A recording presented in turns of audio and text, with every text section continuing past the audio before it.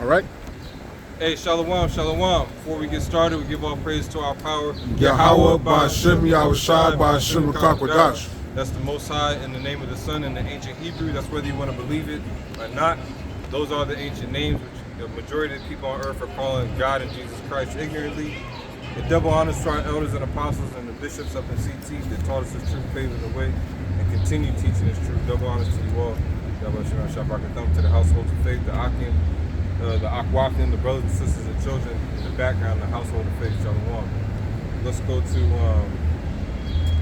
Matthew first. All right. This is Matthew 28 and 20. Teaching them to observe all things, You can jump up one verse. All right, copy. This is Matthew 28 and 19 to verse 20. Go ye therefore and teach all nations, baptizing them in the name of the Father. Now you got to remember, people when they hear the Great Commission, they think in Matthew the 10th chapter, where Yahushua says, only go amongst the nation of Israel, take no personal script. But this is also a Great Commission as well. It's all right. It's not like it was two separate missions. This is the mission right here. Now listen what he's saying to us. Go ahead. Go ye therefore and teach all nations, baptizing them in the name of the Father. Yeah, because our people were dispersed among all the nations. We would have to go among the heathen nations eventually to gather the sheep. Through what? It said, baptizing them in the name of Yahweh and Yahushua. So when we got there, we have to break down the Hebrew. Maybe from English to Hebrew, or from Spanish to Hebrew. That's what's going on right now. All right? It's not no physical baptisms going on within this sect of Yasha Allah. All right? Go ahead. And of the Son and of the Holy Spirit. Yeah. Teaching them to observe all things whatsoever I have commanded you. Right. Whatsoever I have commanded you. And lo, I am with you always, even unto the end of the world. Wow. Right, so there it said end of the world. Again, it doesn't mean the whole world's going to end. That's eon. It means a specific age or a time period. Yahushua said he would be with us. Not until the world blows up. What sense does that make? It's not going to blow up. You know? It's not going to implode. There's certain parts of the earth on the outside and the inside that nobody knows about. Yahushua is with us until that's revealed. Until this man's taken down. Now let's go to 2nd Ezra 6. This is 2nd Ezra chapter 6. Verse 6. No, I'm going to go to 6 verse 7. Yeah. Then answered I and said... Because people will ask, well, what is the end of this age? You know?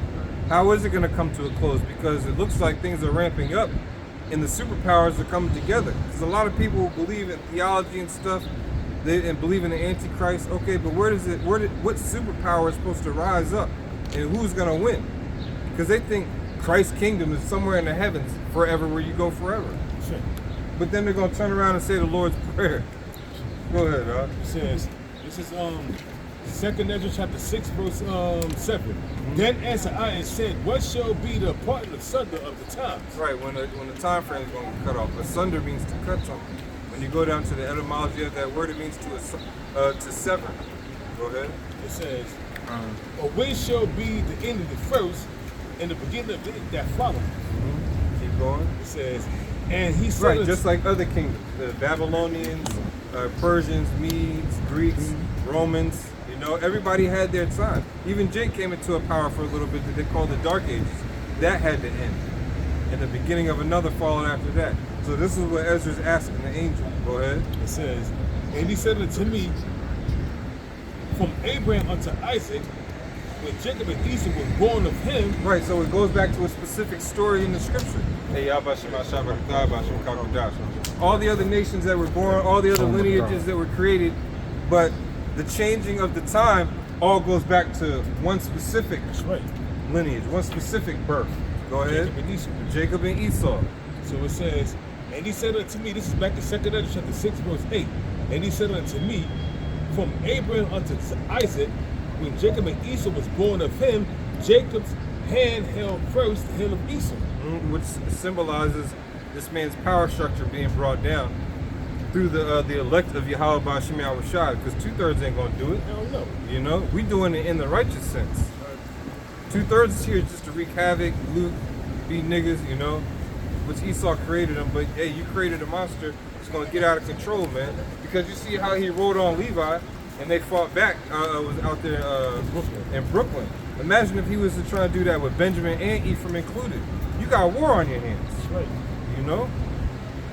They got their ICE got their asses handed to them. They sure did. Them Haitians, I'm not gonna call them because I'm not gonna call them Levites, but they proper name are Levites, but they niggas in the war, so they Haitians. They put hands on them.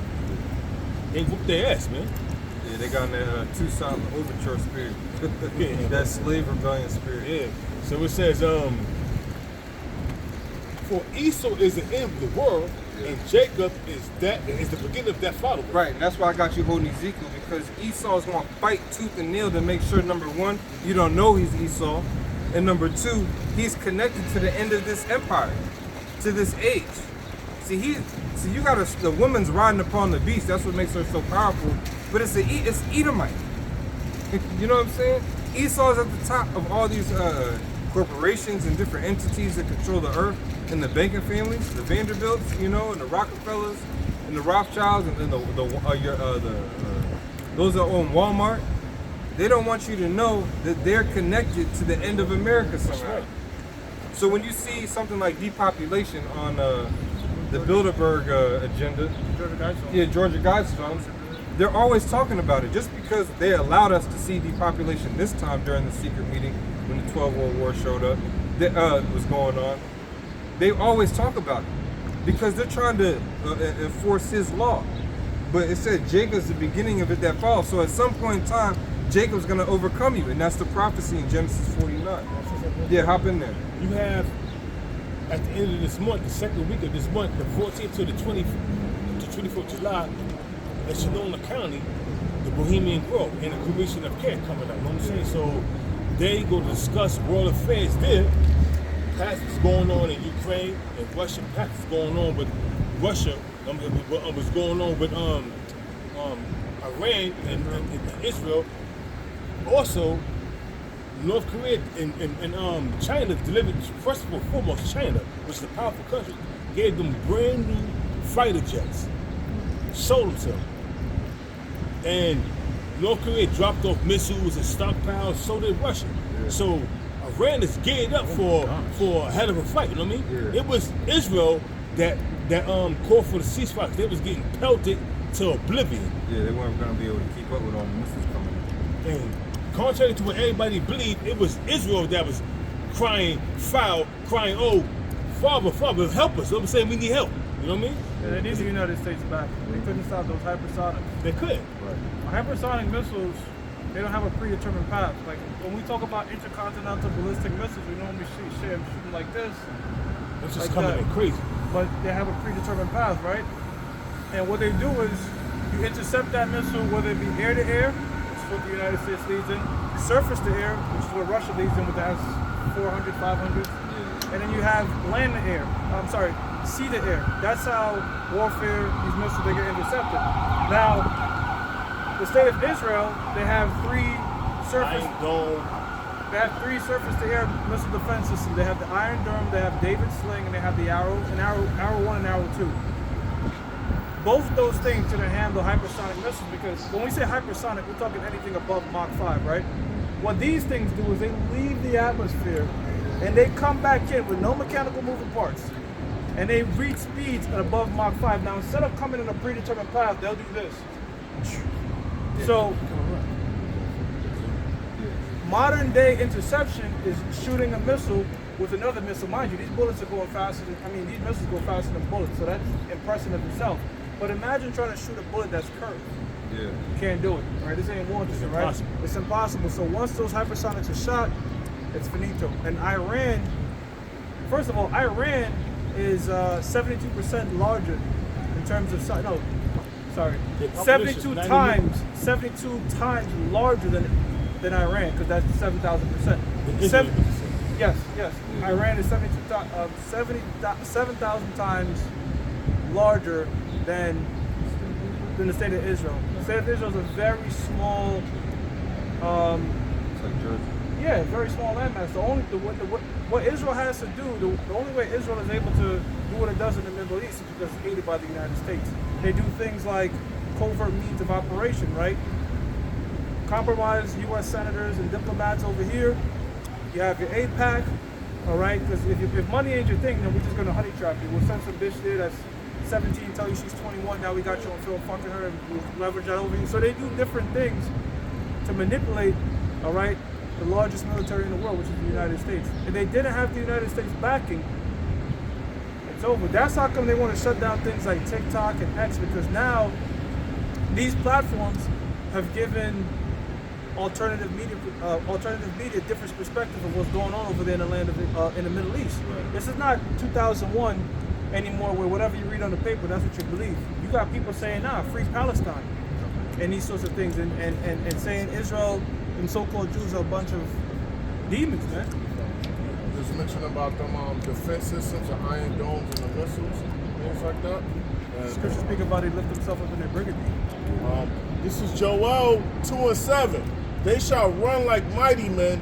They shall climb the wall like men of war, and they shall march everyone on his ways. That's going in these missiles, man. All right. See, in ancient world, your city was like a citadel, right? Your city was protected by walls, right?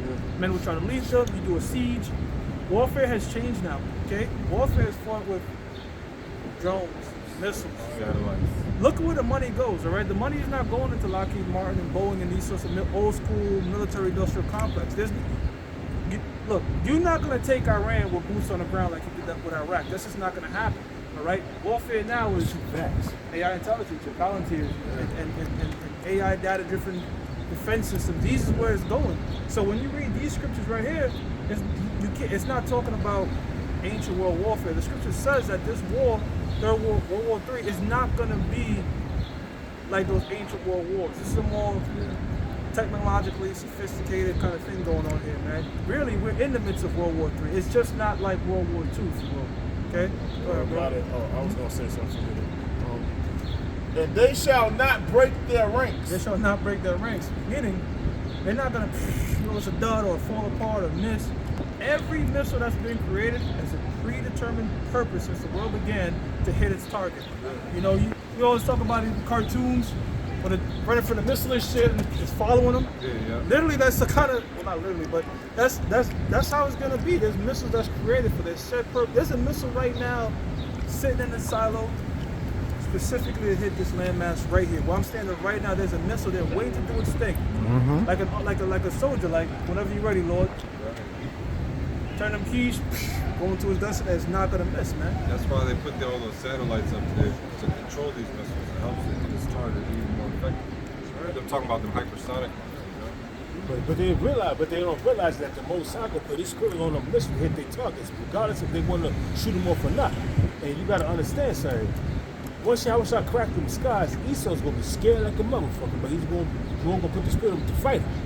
Because if the Lord don't do that, Esau gonna submit. Like, oh shit, we ain't got nothing for these people. So for these beings, so they're gonna come tributary. The Lord don't want that. The Lord want to fuck you up. The Lord wants you to fight, so he's gonna kill you. Because when you come tributary, when you submit, you become tributary. You know what I'm saying? You pay punk due, so to speak. But when you start fighting and you get your ass handed to you, now the rest of you that survive is going into slavery and the land's getting taken over. Yeah, I just thought about all the jets that get destroyed in the air. You got to go clean that up. Yeah. You know what I'm saying? You got to go clean the earth up. You know, the rest of the weapons that's going to be left behind from Esau, they're going to be burnt up, you know what I mean? And destroyed. The world's going to slow down. You know, you're not going to be seeing like trains and this type of shit. Because remember, these missiles, bullets. Yeah, these missiles let out something what's called an EMP, electromagnetic pulse. So a lot of the technology that you see, it's going to go away. We're going to go back to the ancient world, man. It's going to be like, I'm not trying to be it's going to kind of be like Wakanda. Well, it was a mixture of like old school shit, but with like high tech kind of. I know what you mean. You know what I mean? So that's how the kingdom's gonna be. Because we're gonna be glowing. You know right, We brother. have that spiritual power. We're gonna have the best technology in the world. So it's gonna go back to the ancient world according to time, but it's gonna be sophisticated in technology. Yeah, like you're gonna be seeing chariots and golden cities and all these sorts of things, but you still might see horses on a carriage, these sorts of things, you know what I'm saying? Which is sufficient for the time, but hey, because you know who tilled the ground. You're gonna have these Edomites going old school with the buffaloes, I'm saying with the ox, chilling on the ground and everything. Yeah. Then if he go over, we gonna beat the shit. If we see a crazy trail, we gonna beat the shit out y'all. Yeah, well, in Isaiah 60, it says the dromedary shall come over to us. You look that up, that's like camels. Yeah, good. So the resources of the Gentiles not gonna be brought over on a bullet train. Gonna be put on camels and other beasts of burden, like donkeys, camels, You see movies, horses. you see how Jake had to create different pulley systems, put these big ass blocks in the pyramids in ancient Egypt. The same thing's just gonna be put in place. You got to figure that shit out though. The Zidonians, that built a lot of our structures up, especially during Solomon's time. I'm glad you mentioned you're not gonna have no land surveyors in the kingdom. And right now they use the trigonometry. What else? What other math they use? Because the earth is curved. The curvature of the earth. So they use the land surveyors with them black and yellow devices. Like right here, like case right here. There's a lot of trigonometry they use. Yeah, they use trig. See where the pipes and stuff are. And you're not gonna be able to do that. You're not gonna be able to do that. So it's gonna be more labor intensive. Yeah. Oh, yeah, go for it, bro. It makes sense. Yeah, the earth has to slow down.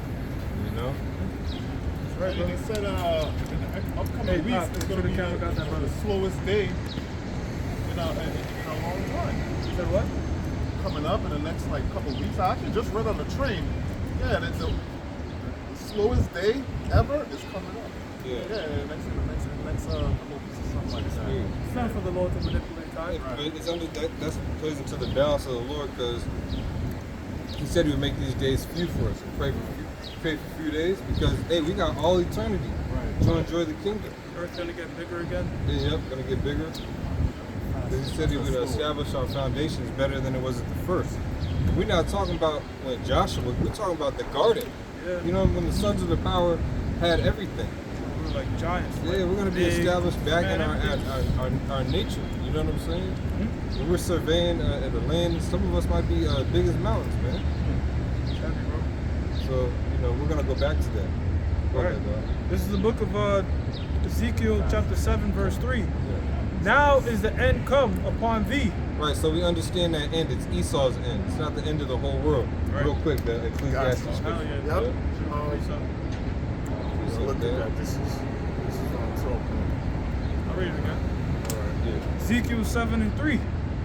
Now is the end come upon thee, and I will send mine anger upon thee. Got it? Yeah, I got it. I don't know why it disappeared. This is Ecclesiastes 1 and 4. One generation passeth away, and another generation cometh, but the earth abideth forever. Right, so the Lord is always going to have this foundational piece here no matter what. That's why I said they'll say the Lord's Prayer. Thy kingdom come, thy will be done on earth as it is in heaven. There's a whole altar, a temple, there's singers up in the heavens. They're singing right now. All that is going to be brought down, that heavenly arrangement is going to be brought down into the earthly realm. It's going to be sci-fi to these people. They're not going to believe it. It's going to take a while for them to understand. That's why the Lord said He's going to give us a rod to beat them into pieces. Because they're not going to want to listen at first. All these countries are fighting, are going to fight because they want to be the world power on earth. Nobody's adding in the equation of Yahweh Shai reign. They might have the equation of fighting UFOs and stuff like that, but they're not connecting it to the scriptures. You see, Yahweh Shai's face is going to show up. The whole earth has to see Him. That's right. It's like General Zod, man. Yep. And still. I just wanted to add real quick, like what the brother was saying, the scripture where the Lord said that will be done on earth as it is in heaven, it's also complete order in heaven. And in Esau's kingdom, it's no order, it's all chaos. Everything's upside down.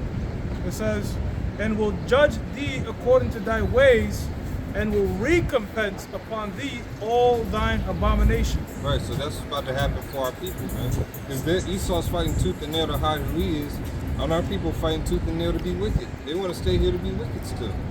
Even though there was no mirth in this 4th. You see the comments of people, it's the 4th of July, but I don't feel like celebrating because my hospital's about to get closed down. By the big beautiful bill. You know what I'm saying?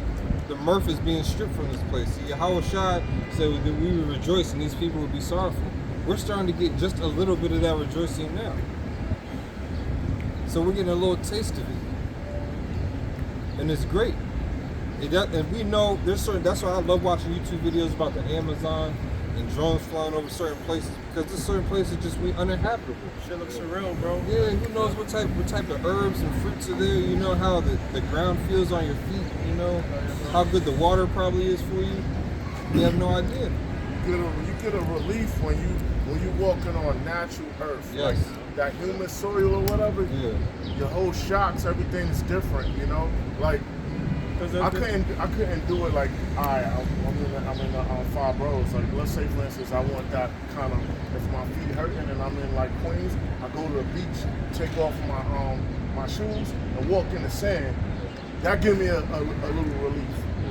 You brother dog. They call it earthing. Yeah, I was gonna say call it Earthing. You let go all that electromagnetic that's supposed to flow back in the earth. Put it in the earth. But when we walk on concrete, it's just shooting back up. Doesn't get a chance to. That's like how everybody feels a sense of like chronic pain, and even now as I'm standing here, it's like you feel a bit of chronic pain in your lower back. That's why when a lot of companies that make the shoes with the natural stuff in them, with all the bullshit, the shoes are always a little bit wider because your feet are supposed to naturally be a little bit wider when you grip the ground. Yeah. You know? Your toes shouldn't be like this, but they make shoes like that. Yeah. Find your toes up. There's a bunch of shit Esau does. He's very methodical in what he does, how to slowly destroy you. With certain boots, I don't want to keep talking, but certain boots, it might feel like a waterbed, how it molds. I don't know if you ever buy some steel-toe boots, when you first get them, it feel like you got that cushion in the inside till you wear them out. Yeah, I know Birkenstock, they shape to your foot too. Yeah, okay. There's more you want. Yeah, keep going there. Go down. What's the 7th chapter, right? Yeah. You read down to like 15. Copy. Verse 4. And my eye shall not spare thee, neither will I have pity, but I will recompense thy ways upon thee. Yeah, because here it is. Christmas is coming up. We telling you don't do this shit. It's clearly you can't break down Jeremiah, the 10th chapter, any other way. But you're not having pity for the Lord's Day, you know, or the Passover. You know what I'm saying? You're going to keep Easter, but you won't keep the Passover. So your Lord's like, you know what? The hell with this. I don't care anymore. I don't care what you do or what you say. I'm going to get you. Go ahead. It says, and thine abomination shall be in the midst of thee, and ye shall know that I am the Lord. Right. That's why a lot of you went back to the spiritual world last night, thinking you was going to light off firecrackers and all that stuff. Or that one dude blew his hand off. His name, 4 something. 4 extra. 4 extra, yeah. Yeah, he was bragging before he blew his hand off. I'm going to do this or something. I'm going to blow somebody the fuck up. He blew his hand up on the set. Super proud. He was saying he was going to blow somebody up. He was going to throw this. He was going to throw it on somebody on the set and blow somebody up. But the most I had to wear is you got blown up. Now you a real crip, nigga. now how you gonna hold a mic, nigga? Right. Can't squabble either. Can't be squabbling no more. You was Can't real scrap. proud. That dude was proud. We can't beat the world, man. Squabble with everybody. I squabble with everybody. That's why whenever these rappers because I don't ever know him, but I say, you know what, he got judged. Let me just go listen to his music now and see what he was talking about. And you deserved it. You know what I'm saying? He's having a problem, man. And he's talking about he had M80s. M80s is 1/3 of a stick of dynamite. Damn. Yeah, that's too much. M80s 1/3 of a stick of dynamite. Half a stick of dynamite is this big. Yeah, the shit doesn't shoot up and blow. You just light it and run away. It's like a fucking grenade. Yo, growing up, I'm quite In the phone booths. I know you gonna say it. Growing up in the hood, you know what I'm saying? You put an M80 on the phone booth back in the 80s, that shit blow up, all kind of coins come out. This brother was in it. You see, he was in the spirit. I already knew what he was talking about. So, not only that, when you got an M80, them shits is like this, like a 3/4, 6 of a dynamite. Half a stick of dynamite is the part of my phone. Whole stick of dynamite is like this big. Right. So you got a 3/4 of a stick of dynamite. That shit is still enough powerful to blow your head. You know what I'm saying? That shit was in front of his face, he would have died. See, it wasn't smart. We would scrape the stem first, so the fuse would be it'll give you time. It was slow. Oh shit. You know what I mean? You gotta scrape, like you said, the fuse, and when you scrape the fuse a little bit, you light it. It takes a little time to light. But if you don't do that, that shit go boom, real quick. You ain't gonna have time to move. And his boy got half of his face blown off. Oh, the 4 extra guy? No, he got his hand blown off. Yeah, but his boy got his face blown off. I'm saying half of his face blown off, like he's fucked up. You know what I mean? Man, dangerous games, Casualty, dangerous prizes. yeah, casualty. I mean, I wouldn't even do no shit like that, man. I never played with inmates because I know that shit is like 3/4 of a dynamite, man. That shit is powerful, bro. And you had two, so you had like a half a stick of dynamite there. I'm gonna blow somebody. I'm gonna throw this on somebody. Come on, man. When you in the truth, you don't do that. You don't do that shit when you was young no more. You got common sense. Like, yo, look, you don't tip the Lord, man. You ever seen an inmate go off, brother? You ever? I've heard it. I ain't seen it. You never seen an inmate go off? Yo, I've seen it, bro. I know what it sounds like. I've seen dudes take an inmate, 3 of them, and wrap them together in duct tape and light them shits. That shit's like a fucking bomb, bro. Yeah. Boom! Cars go off, the sirens go off, everything. You know? I seen niggas is bugged up, man. They do bugged up shit, bro. They don't got no respect for infants and elderly, man. Making all that goddamn noise, man. But can you read that scripture again? Hey, verse 5. Thus saith the Lord. I'm sorry, verse 4 then. Verse 4. And my eyes shall not spare thee, neither will I have pity, but I will recompense thy ways upon thee. And thine abomination shall be in the midst of thee, and ye shall know that I am the Lord. Thus saith the Lord Yahweh, Ba'ashem Yahushua, and evil, and only evil, behold, is come. Right, that's our message. The doom and gloom prophets. That's right. The Lord has only got evil, which means bad times. If you look up evil, means bad times. Keep going. Verse 6. An end is come, the end is come, it watches for thee, behold, it is come. Yeah, see, they're watching for thee. Why? Because we out here telling it to you. We know how the end is gonna come and what's gonna happen. You know? So if we sit here telling you there's no excuse, and then Yahweh Ba'ashem Yahushua said, declaring the end from the beginning. So he already sees that heavenly arrangement, that perfect order down here on earth. He sees what you have to go through to get to there. I'm talking about 2/3, the majority of so-called Negroes, Latinos, and Native Americans. Eventually, this government's gonna come, and you're not gonna be able to fight them off. That's right. Some of you might break through, and you might get a couple licks in, but for the most part, this guy's got a whole military, branches of military. Niggas don't have different branches of military. This man can shoot a sound weapon at you. And this dude He would shoot electricity at you, you know? he was giving the blessing of the sport, so he got all kind of Yeah. weapons. I'm saying what Jake's got. Yeah. 9mm. You got some gang members out there that got some weapons, but you can't match Esau's weapons. You know. So I have a scripture real quick. This is 2nd Ezra chapter 15 verse 14. Woe to the world and them that dwell therein. It says, for the sword and destruction draweth near, and one people should stand up and fight against another, and swords in their hands. And that's going into race riots, class of civilizations, that's going into full-blown Jacob's trouble. And a lot of you people is not going to be able to handle that, especially you women. A lot of you women, a lot of these men out here, they got fucked over by y'all. They're going to get their 10 pounds of flesh on you, man. They're going to get their 10 pounds of flesh, and you're going to be destroyed, man. Yeah. And don't let it happen during the time of these months right now, where summer months we got women half naked. Yeah, I was coming from work yesterday. I saw this woman get out of her car. Yo, she damn near had a bikini on going across the street to the supermarket. That shit was crazy. I almost got into an accident. I'm like, oh shit, the fuck is that? Right. You know what I mean? Yeah. But she got out of her car, ran across the street to the supermarket, which is key for. I'm like, oh shit. You know, what the hell is going on with this bitch? You know what I'm saying? I don't know, a fucking bikini, bro. Like, you know, like She thought she was at the beach. no, like a one piece. Oh, okay. One piece, and all she had a one piece, and she had like a shirt, a t-shirt. But she was running, you could see. I'm like, yo, what the fuck? These women are out of order. Imagine when all hell breaks loose, you get caught in the street like that. What's going to happen to you? Hey, we I got something real quick. Go ahead, too. man. But I got a little more. But you want to? No, because you real quick, because you had mentioned swords in their hands, right? Yeah.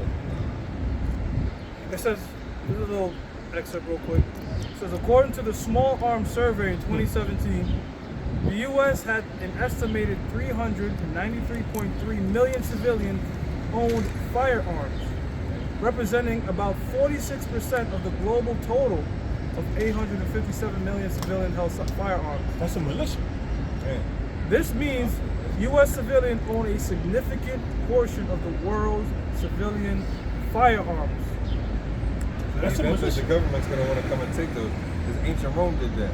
but they came and they took your swords. You couldn't be out seen when they issued martial law. You couldn't have a sword. You're gonna be seen in the. I'm talking about in the daytime. And everybody walked around with a sword. But back then, you couldn't have it when they issued martial law. Yep.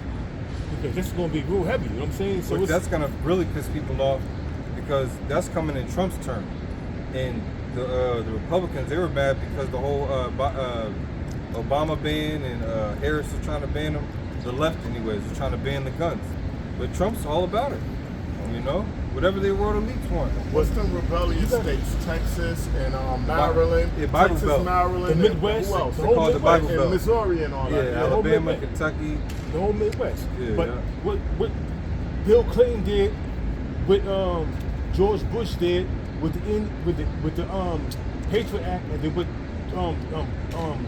this dude Barack Obama did with the National Defense Authorization Yeah, I forgot Act, about that they too, put everything in effect, but they didn't. They put everything on record, on books, but they didn't activate it. Yeah. Who's going to activate all that shit? I think it's going to be Trump. Well, he signed a lot of that shit in January. That nigga signed in the papers for weeks straight. All the Yeah. executive orders was coming out. For weeks, and then Yeah.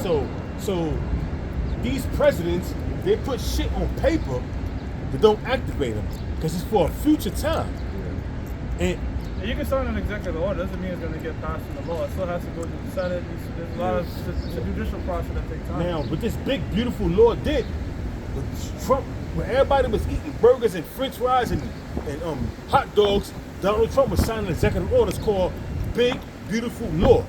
That came in effect, and then The big beautiful bill. the big beautiful bill, and then what happened was, it went to Congress, it went to the Senate, they passed that shit overwhelmingly. That shit got passed quick. Because that's when they do it on holidays, because a lot of these motherfuckers be partying and then they send their people. Well, no, in. not this one. This one, they had somebody on Senate read the entire 954 And pages. then they passed that shit overwhelmingly. So now, Section 8 snapped all this shit. all the government health programs. Yeah, a lot of you on hospital that? closures. You gotta look up where there's a hospital closure in the area now. Well, that's why the scripture says, woe unto thee that go down to Egypt for help. You have a lot of our people that haven't worked in 10, 20, 30 years. Because they Yeah. have these different SNAP programs, they live in these affordable houses, just completely relying on the government. Yeah. So the big beautiful bill, it's a series of tax cuts, like the tax cuts this, tax cuts, but it's transferring money. So they're gonna fund most of those cuts, the tax cuts to, individuals, whatever, from cutting a lot of those programs that help, people that rely on the government. Like, can I say something? Like in the 5 boroughs, you got NYCHA, New York City Housing Authority, right? Now, a lot of that is affordable housing, go by income. Well, like basically what your rent is, what you make on your paycheck. These sneaky motherfuckers did was they started selling assets, so it switched from the NYCHA to Section 8, and Section 8 going under. There's some real bullshit. You see what I mean? And then they're gonna take that away. So what they do with Section 8, now you ain't allowed to be on Section 8. I know people that been on Section 8 for over 20 years, man. Over 20 years. And don't want to work, never held a job in their life, receiving public assistance, and Section 8, 3-bedroom apartment. Here it is, I got a 1-bedroom apartment paying all this money, and you got a 3-bedroom apartment only paying $100-something a month. Yeah, I know a chick like that in DC. She pays $18 for her rent. She got a 2 or 3 bedroom in a nice area. Yeah, $18. It's a trap. That's a snare. Well, let's go back to some scriptures. Because y'all mentioned the big beautiful bill, and when they did one of the vote, it was 51-50. So. Oh yeah, it was J.D. Vance was the last person, right, to So- sign off on it. So it says in California, 5150 is a legal code, section 5150 of the Welfare and Institution Code that allows for the involuntary psychiatric hold of an individual who is deemed a danger to themselves, a danger to others, or gravely disabled due to mental health disorder. So just looking at it from a spiritual aspect, 5150 with Esau lets you know just how chaotic and just he's loony, man. Yeah, I'm thinking about that nigga Corey Holcomb. He called the show the 5150 show. Oh, wow. Yeah. Is it more? No, that was it. That was it. Just to point out Esau just being chaotic, you know. No, I was gonna actually bring out scripture. So this is back in Ezekiel chapter. Ezekiel. Hold God on. damn. Let him bring this out real quick. Go ahead. Isaiah 10:1. Yeah. Woe unto them that decree unrighteous decrees and that write grievousness which they have prescribed. Right, so you can see logically why people would support the big beautiful bill. I want more money. I'm tired of paying for people that aren't working. Now, many lessons been warning against welfare because that welfare was a trap that was first used on Gad.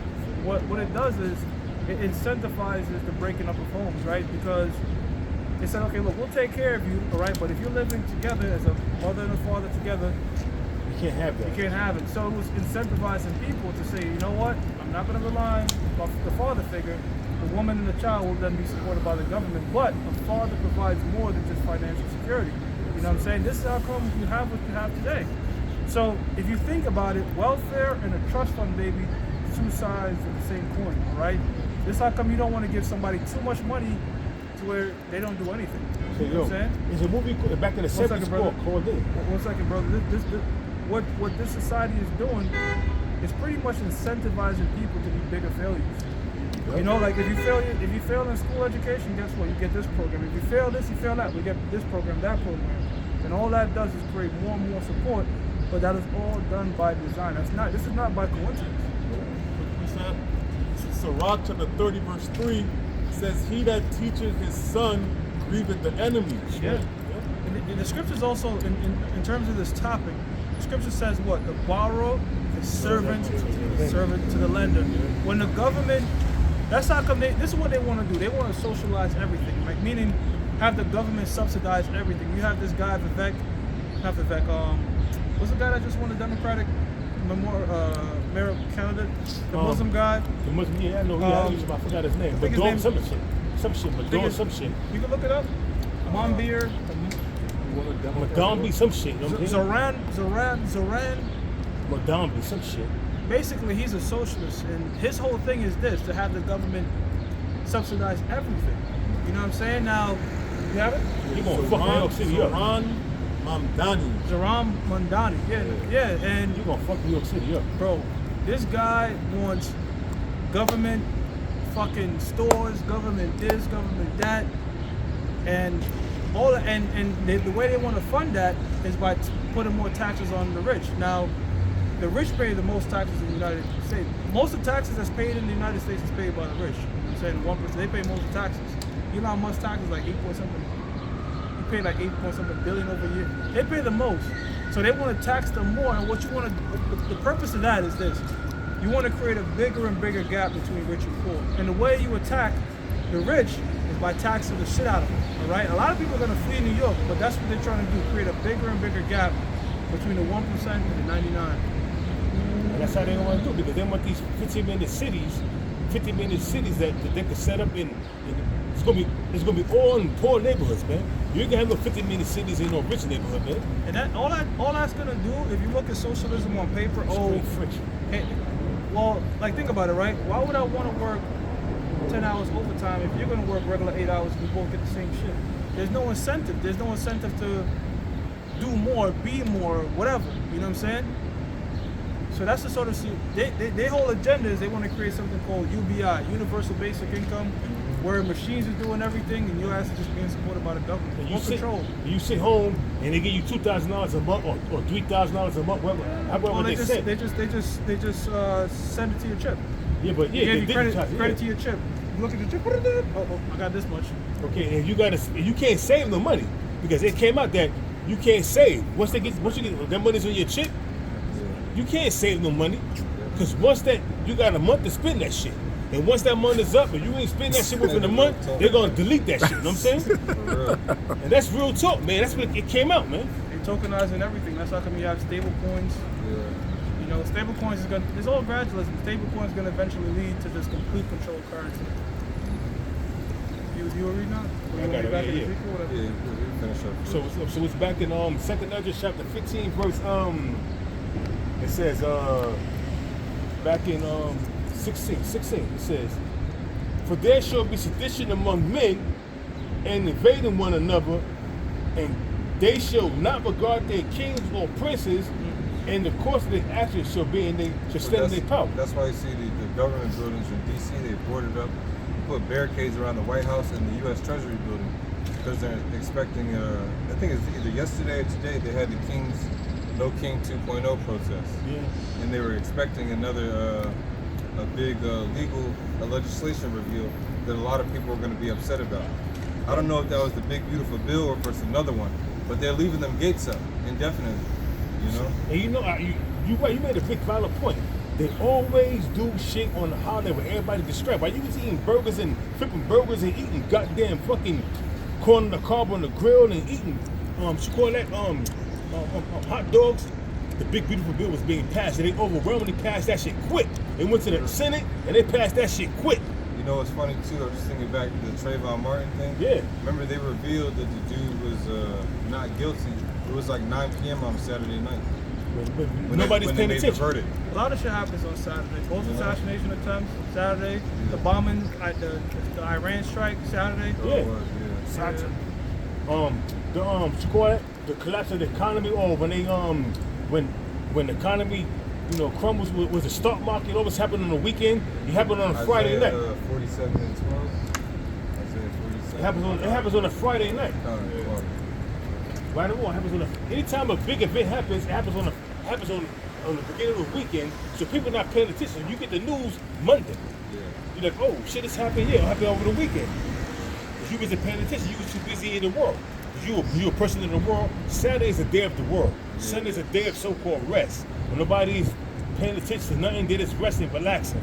Monday's when they get back on the groove of things. That's why generally you get paid on Fridays unless you got like sometimes like a 15 end of month type of deal. Yeah, semi-monthly. Yeah. There we go. Isaiah 47 and 12. Yeah, Oh. this is Isaiah 47 verse 12. God, every week, bro. Go ahead. It says, stand now with thine enchantments and with the multitude of thy sorceries, wherein thou hast labored from thy youth. Right, so Esau's gonna have to deal with that stuff. He's gonna have to deal because he's created all this. You think you know what's going on and doing certain things on certain days? It's gonna spin out of control and you're not gonna know what to do. You know? Just like with you're gonna release something on a certain day when nobody's expecting it, they're gonna find out and then the sedition gonna break up. Yeah. Spirit one. Probably something right there. Sometimes they'll do that, bro. They'll see you and act like they don't see you. She's I remember right there. one of the managers at the time. She was like, the show is She was looking at me. She caught my eye contact right outside. I said, "Oh my God!" So she saw me. It just gets annoying, bro. I know. She's acting like she didn't see me, but I woke up. Yo, I ain't gonna say nothing. I ain't gonna say nothing. But you got a lot of people that broke on my job and live in Washington Heights. You know what I'm saying? it says, if so be thou shalt be able to profit, if so be thou mayest prevail. Right, but he's not because that's good right there, bro. Because when we was reading it here, it says they're gonna go up against the kings and the princes. They're not gonna regard the powers in place. So you're not all the sorcery and all the pulling a rabbit out the hat magic trick. That's just not gonna work. Eventually, it's gonna stop. The Satan's power is gonna get cut off from them. You know.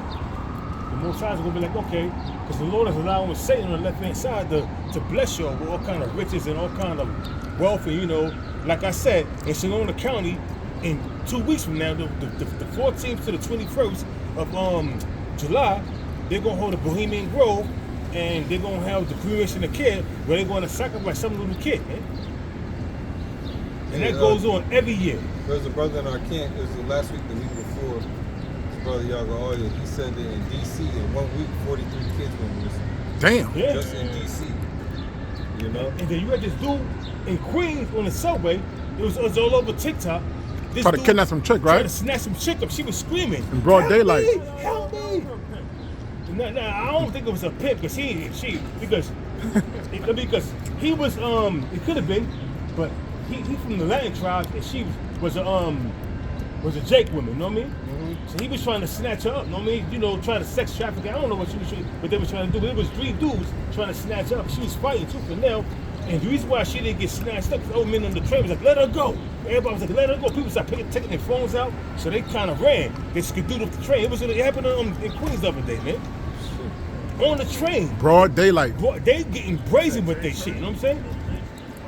They getting brazen with their shit. Soon they pulled up in the station, they was there to snatch her up, man. They probably was on the train with her and snatch her off the train, they were trying to pull her off the train. So apparently they was on the train with her scheming on her, you know what I mean? Yeah, now imagine when food is scarce, you know what I'm saying? What people are doing, their stomachs are thinking for them. And they got 2, 3 kids, you Thinking know for what I'm them. saying? People gonna be a milk. Yeah, like they show you that movie, the road, and also the other one where they had that baby on the skew. That was in the book, but they didn't put it in the movie. Yeah, that was in the book. It's saying on the book, but yeah, they put it in the movie. But I gotta read the book, the bro. book was deep, bro. The Books are always more vivid than the actual movies. Yeah, baby on the skewer, but they said that was too graphic. So the baby was in the skew, and it was, woman, and it was a woman turning the fucking skew. It wasn't no man, it was a woman. Yeah, just like the scriptures. Yo, this shit is crazy, bro. It was a woman turning the skew, and the baby was roasting. Yeah, you know your mind gotta be all the way Slow gone roasted. when you just comfortable with the fucking baby, just skewer roasting like. Toes and everything. And you see the grease or the blood, whatever the shit was dripping down. It was described in graphic detail in the book, but it didn't show it in the movie. I gotta listen to the audio book. I appreciate it. Yeah, I'll think about it. This is Jeremiah chapter 19, verse 9. And it says, I will cause them to eat the flesh of their sons and the flesh of their daughters, and they shall eat everyone the flesh of their friend in the siege and straitness wherewith their enemies and they seek their lives shall straighten them. Yeah, the Lord gonna put demons on these people, man. Some people that take the chip, you're gonna think you're gonna benefit because maybe you get an MRE or whatever the hell they got in place in your wherever you live at. But then you're gonna be turning looking at your loved ones like, maybe I can actually do this the right way, or I'll just sever it the correct way or some shit. Absolutely not. But the Lord's gonna put demons on people, and it doesn't take long for cannibalism to break out. Especially with people that ain't never had nothing. I'll be watching these survival shows, survivalist shows, they be eating some crazy stuff, you know? And they're in some dire situations. That's what's gonna happen to Keisha. What the hell is Keisha gonna do? She don't know how to start a fire. I be watching some survival shows, so they be eating all kind of crazy shit. You be like, how can you eat that shit, man? Right. They ain't survivable. Jake gonna be grumpy. They had an episode on the survival show where they had it between like men. So it was a group of men and a group of women. All the group of men fell in line. Everyone knew what they were good at. Everyone was following order. The women were just all over the place. They all about to die. Right? Fast forwarding because so fast forwarding because they couldn't find no food. The production gave them a little pig to slaughter. These little bitches they named the pig And made him a pet. and made him a pet. Yeah. And then towards the end, they was like, "Listen, just go over to the That's the men." one that the bitch she went out to go find food. She got lost for like 6 hours. Yeah, but The woman did a big fucking circle just to Yeah. get back to where they was. Yeah. what happened was And they took their water and contaminated the shit. it showed the women. It showed the women struggling. It showed the men Thriving. They Thriving. had to inspect the order. Yeah. This guy gonna do this. This guy gonna do that. This guy gonna be the hunting. This guy gonna skin the shit. This guy gonna cook. Yeah, they had they everything were set up. elevating And their this guy- sleeping situation. Yeah. You had one guy set up the tents and everything. So And you had a guy that they kept down him because he wasn't like the most physical dude, but he had a brain. Yeah. And he figured out how to, instead of catching one fish, he figured out a system to catch mad fishes. And they all started cheering from him and shit. Yeah, I remember that. You know what I'm yeah. saying? So and then you had the The women. bitches was they was treating the shit like they was on a vacation. Like they didn't want to do shit. They was on a beach tanning. And then when shit got hectic, I don't know. when shit got hectic, Kevin Samuels brought it out. That's when brothers looked it up. Yeah. Which just goes to show you when all hell break loose, these women, man, they're done, they're finished. I don't need no man. I could do things by myself, but these bitches was in dire straits. They was about to die, The man. production company gave them a fucking pig. They cheated. Gave them a pig, and what these bitches do, they didn't slaughter the pig. Nah, they gave him a name and fucking made him a pet. The martial art bitches, they gonna be the first to get taken out. They gonna get wiped off the back. How about that chick, the From martial art chick that the MMA chick that was Got her working, ass and she tried to fight her coworker, and nigga was like 6'4", and she kept on coming out. She said, all I wanted to do was grab him where I could choke him out. But every time I try to get him, he would punch me to the floor. I would get back up and try to fight him again. He'd punch me to the floor again. Yeah, these women gonna learn. She had demons on her, bro. Cause All that masculine energy is gonna go out the window. You know? she had demons on her because, first and foremost, the nigga snuffled to the floor, and she jumps back up and try to charge him again and try to jump on his back and try to choke him out. Yeah, Keisha's damn near indestructible. It takes a lot to kill Keisha. For real, bro. Gunshots, stabs, you know. What you call that? She's one of them. She call that how this dude what's his name again? He's always say that T-150. What's his name again? Damn. He always coming up against black women. I'm saying, what's his name again? Damn. Nah, it's a black dude. I'm saying he's hated because they banned him from YouTube because he be coming against women and they started banning him. But Tommy Sotomayor, whatever his name is. Oh, okay, Tommy. So he was calling them, T-150s. You know what I mean? Oh, okay, yeah. T-150s. They calling that name Airhead. Go ahead. Ezekiel 7:7 now. The morning is come unto thee, O thou that dwellest in the land. The time is come. The day of trouble is near, and not the sounding again of the mountains. Right, and the day of trouble is near, because especially with this big, beautiful bill, the 666 bill, that has a whole list of hospital closings. And I'll never forget this quote I saw recently. The guy was upset because his hospital was on the closure list. So that means a lot of the people in his town are going to die. They're going to lose jobs. The next hospital is an hour away. So if something serious is going on, you got to drive an hour minimum just to get to the hospital, which also plays into the part of their depopulation. Unless you get back helicopter and they take you get there in 20 minutes or 10 minutes. That's an expensive taxi cab ride. Mm-hmm. You know, just to Insurance ride, ain't covering that. Just to ride in the ambulance, it's like $750. Yeah. Insurance ain't covering that hospital ride. So what they doing? So those are hospitals that are like government subsidized? Or? Yeah, they're gonna get closed. Government funding. Yeah. So now they're closing a lot of nothing, they're closing a lot of hospitals, even in New York City. They're gonna close a couple of hospitals. I think they've been pushing for that for years to have private healthcare instead of. Yeah. You know the reason why healthcare is so expensive because it is the government. Like if you think about it like this, right? Why is heart surgery $100,000? Where's that price come from? Or $500,000? Where's that coming from?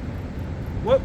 Why is that? Where did that number come from? It's because all that number is like you know when the mob kind of racketeer, like we have a set price, we're gonna do that like they do with oil. They do a lot of that shit with the medical. Now, LASIK eye surgery, when it initially came out, it was supposed to be like a subsidized procedure. That shit was $24,000, bro.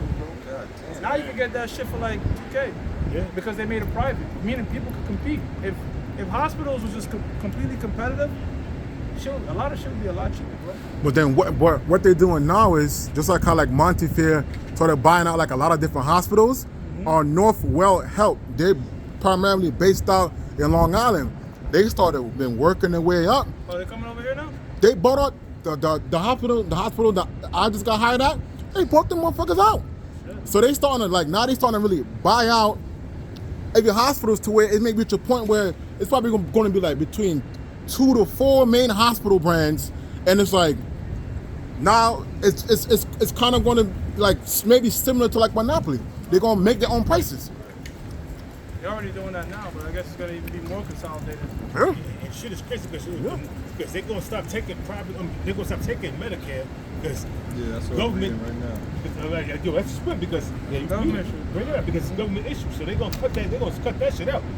So they're gonna be so a lot of these women on Medicare that's receiving Medicare, they done off, man. They don't even realize how fucked they are. Even like certain like doctors already. Even like I had to change my son's dentist because they put out the word like we're only taking private now. No more government issue Medicare. And that like where her office was located, it was primarily in a Jake neighborhood, except the Medicaid. But now it's like Medicaid comes with a certain group of people. For the most part, ratchet ass ghetto Jake coming to the establishment. In other words, if you want to keep these government programs, you have to work a minimum of a certain amount of hours a week. 80 hours a week. Yeah, no, it's 80 hours a month. 80 hours a month. So 20 hours a week minimum. So that nigga saying you got to go back to work. It says bottom line. I told you to summarize the big beautiful bill as it relates to healthcare. It says at the end, it says bottom line for drug policy, the bill brings transparency and PBM reform, but may delay cost reduction in rare disease medication. For patients and public health expect increased out-of-pocket costs, potential loss of coverage for millions, and pressure on rural health infrastructure, particularly cancer, chronic, and pandemic-related care. If you don't have, if you're not covered by your job, some people covered by the military. You know, if you're not covered, then you're gonna have to. Shit, even trying to buy insurance to your job is expensive too. But you paying into that, so yeah, not too crazy, bro. So you paying into that, so you paying into, so they're going to help you. They're going to work with you. You pay as long as your insurance coincides with the person. Say with any hospital that you want to go to. You know what I mean? If they cover that insurance bill, if they're a part of that program, then you good. So that's what I've been telling them. A lot of stuff advice we've been giving brothers to the spirits, like tell brothers, look, fuck that gig work. Get you a real job with benefits and all that shit. So you got some kind of fallback when you get sick or something. You need surgery. You need that shit come out your, because Medicare they doing away with that shit.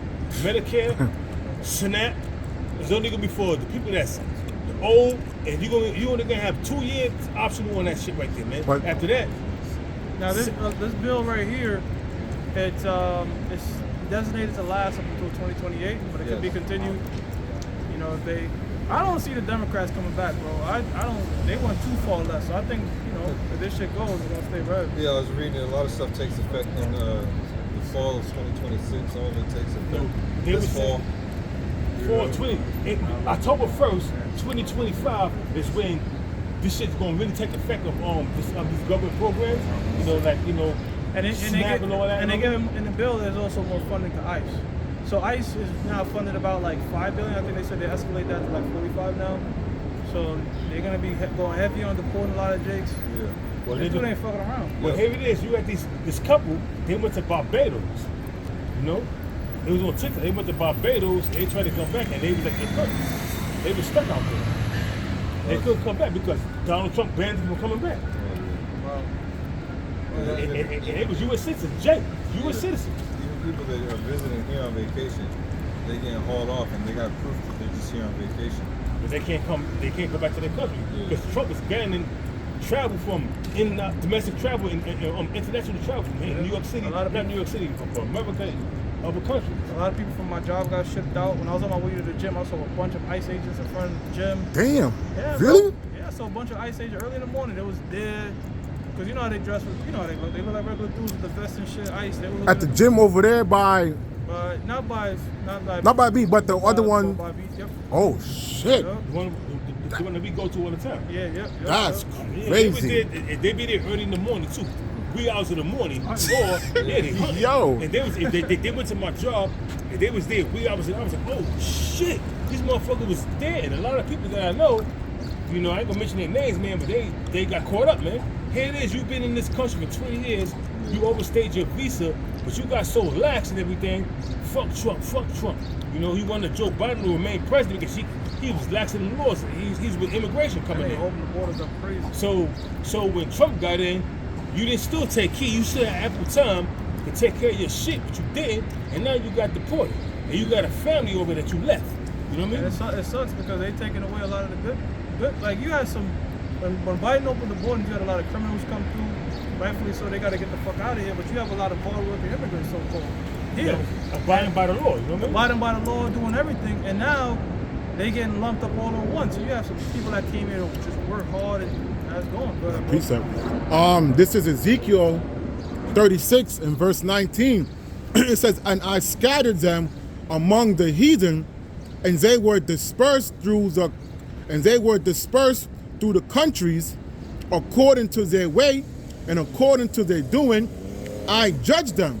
So you know how Esau is making a run to come after Levi, which is part of the southern kingdom. They could easily, you know, mix up Benjamin and Judah with Levi and say, listen, y'all all the same, y'all all look alike, and then, you know, that's a part of the Lord's judgment, but they're gonna get some pushback. Yeah, how are you gonna be able to tell the difference between somebody that's Haitian or Cuban? You know, a lot of Cubans are very dark too. Yeah, exactly. And the thing was, Barack Obama had more deportation than any president. But the difference between Barack Obama and Trump is Barack Obama was doing it at the border.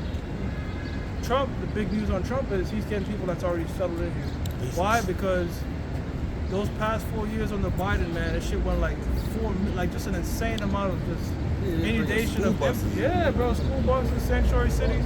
Not that school buses, 2 or 3 school buses coming. Yeah. Debit cards, care sanctuary packages. cities, and then we had to pay for it. So of course that's gonna create resentment and people pissed off. So this blowback is just sort of in reaction to what the past 4 years have been. And then a lot of women, they're getting on TikTok, a lot of Latin women, and a lot of Haitian women saying, oh, we voted for you, but now you turn your back on us and now you deported us. You deported my husband and my son. That's what they thought was gonna happen. Revelation chapter 12, verse 12. It says, therefore rejoice, ye heavens, and ye that dwell into them. Woe to the inhabitants of the earth and of the sea, for the devil is come down unto you, having great wrath, because he knoweth that he had but a short time. So this situation with ICE is like pretty much a foreshadowing of what's gonna happen to a lot of us. You know what I'm saying? They're gonna come, snatch you up, bring up all sorts of false accusations. I mean, you got AI now, bro. So, and the AI that they're showing us is probably like 20, 30 years old. So they have some shit right now, bro, that can't even differentiate, bro. Yeah, So they thinks for itself. Yeah. That AI will just thinks for itself. so-called. So-called. Yeah, because that whole part of it, brother, that whole notion of AI is going to be Terminators and that's all fairy tales because there's no such thing as free will. If we don't have free will, how the fuck AI is going to have it? Yeah. So you can't create free will. Everything is programmed, including those machines. And they have facial recognitions. They can frame brothers, put you on camera saying shit you don't say. That's how come every time you do these videos, you got to put out disclaimers like, look, we're not telling you to do X, Y, Z and stuff like that. You got to, CYA, cover your ads. Because what they do, 1 second, man. Go ahead, It's Jeremiah 15:5. For who shall have pity upon thee, O Jerusalem? Or who shall bemoan thee? Or who shall go aside to ask how thou doest? Yeah, who shall have pity upon thee or bemoan, have pity or sorrow for? All right? No, none of these nations are gonna pity the so-called Negro, Latino, and Native American. All right? They all the nations outside the nation of Israel move as a collective to crush the nation of Israel, lick our wounds, and just basically exploit us. All right, so no one's gonna have us being deported, our people, and y'all got it. As much as but those nations over there in what they call the Middle East, Asiatic nations, all these nations that are fighting, they'll speak out in the media about, hey, the U.S. stop picking on us when you got shit you're dealing with in your own land. Like Iran will always speak about what's going on with the so-called Negro over here. So as much as they say and they point that stuff out, they're still not going to turn around and say, well, these are the people of the Lord. As much as they hate the people that are in Israel right now, they're not going to turn around and say, well, we know there's the Israelites over there, because then they'll know they'll lose their power. Yeah. They know how it went down in history when we woke up to who we are or returned to our power. Right. So they're going to fight over land and all that stuff, but don't expect them to have pity upon us. Because to have pity upon us means you have to tell us who we are. Mm-hmm. Tell us that land is ours. The only one that came out somewhat and said that it said that it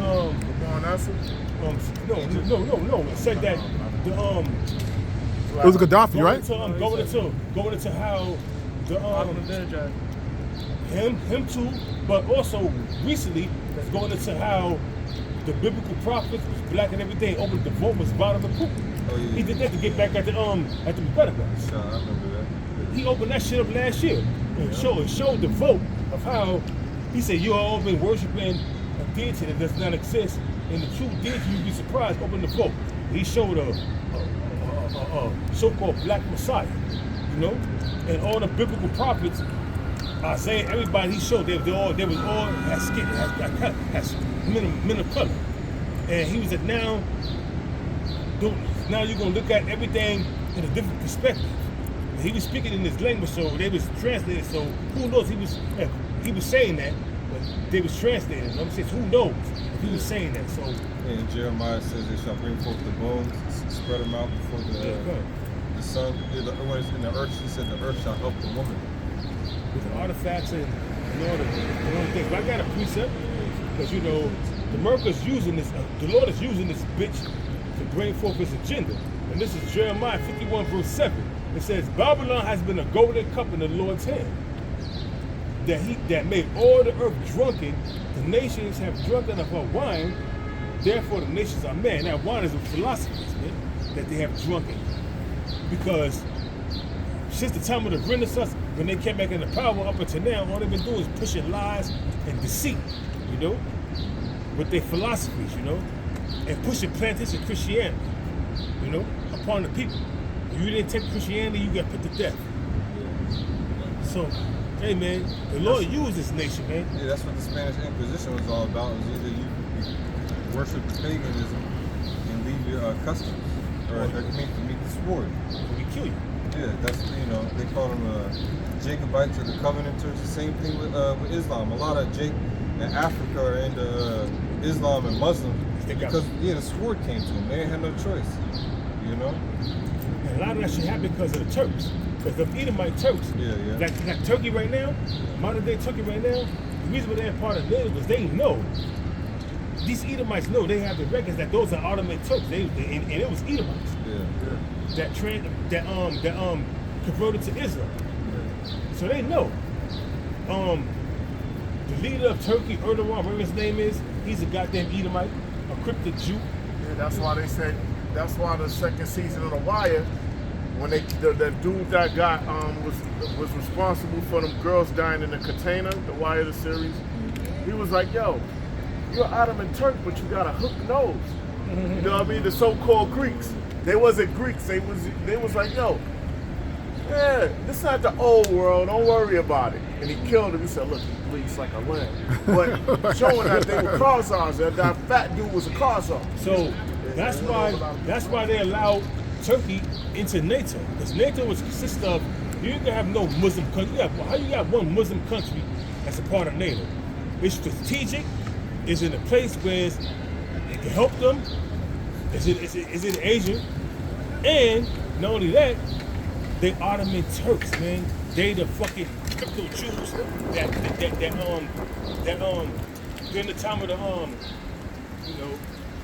during the time of the Crusades, they was the Muslims and the Christians. I mean, they was fighting against it. So they came from east and went west. Yeah, come. So come on, man. So we know the history, man. Let's jump back in there. Oh yeah, I've been there. Yeah. Jeremiah 30:7. Alas, for that day is great, so that none is like it. It is even the time of Jacob's trouble, but he shall be saved out of it. That's right. Yeah, so all these nations, they have a plan. Specifically Esau here in America, for you so-called Negroes, Latinos, and Native Americans, they call it a contingency plan. You know, if boom, boom, boom happens, this is what we're gonna do. It's like when they have military drills. That's why Obama, during his office, he militarized the police force. Now, what did Trump do? He said he was gonna unleash the police force on the people because he's got to protect the blue lives. You know, they put out that document how the police force can start you if they need to use lethal force when ready. You know, Show you so how. to protect the cops. You know, To show you how each president set the stage for the next president and act the law that they sign into the law, that they sign on the bill, they put on paper. So Barack Obama did this, but he didn't enact it with anything. The NDAA, the National Defense Authorization Act, man. That's been put on paper by 2012 on New Year's, on the weekend of New Year's, when everybody was partying and getting drunk. But now, that shit is in the hands of Donald Trump to enact it, to activate that bill. You know, activate that bill and put everybody on, on higher law on what they're going to do. This is crazy, man. We live in some crazy times, man. We live in some crazy times. And each president have their agenda. And Donald Trump signing executive order after executive order. If he's not the last president, the next president's going to come in, they're going to activate the shit. But I think Donald Trump, a.k.a. Nero, he's that guy that's going to, lead this place to destruction.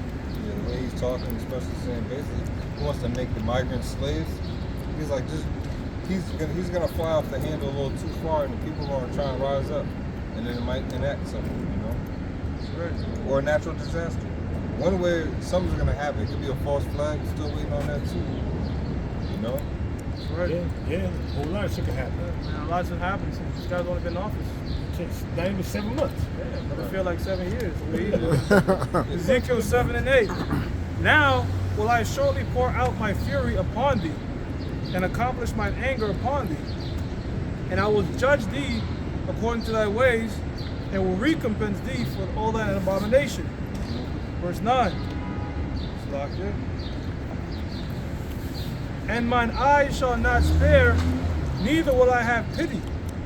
I will recompense thee according to thy ways, and thine abominations that are in the midst of thee, and ye shall know that I am the Lord that smiteth.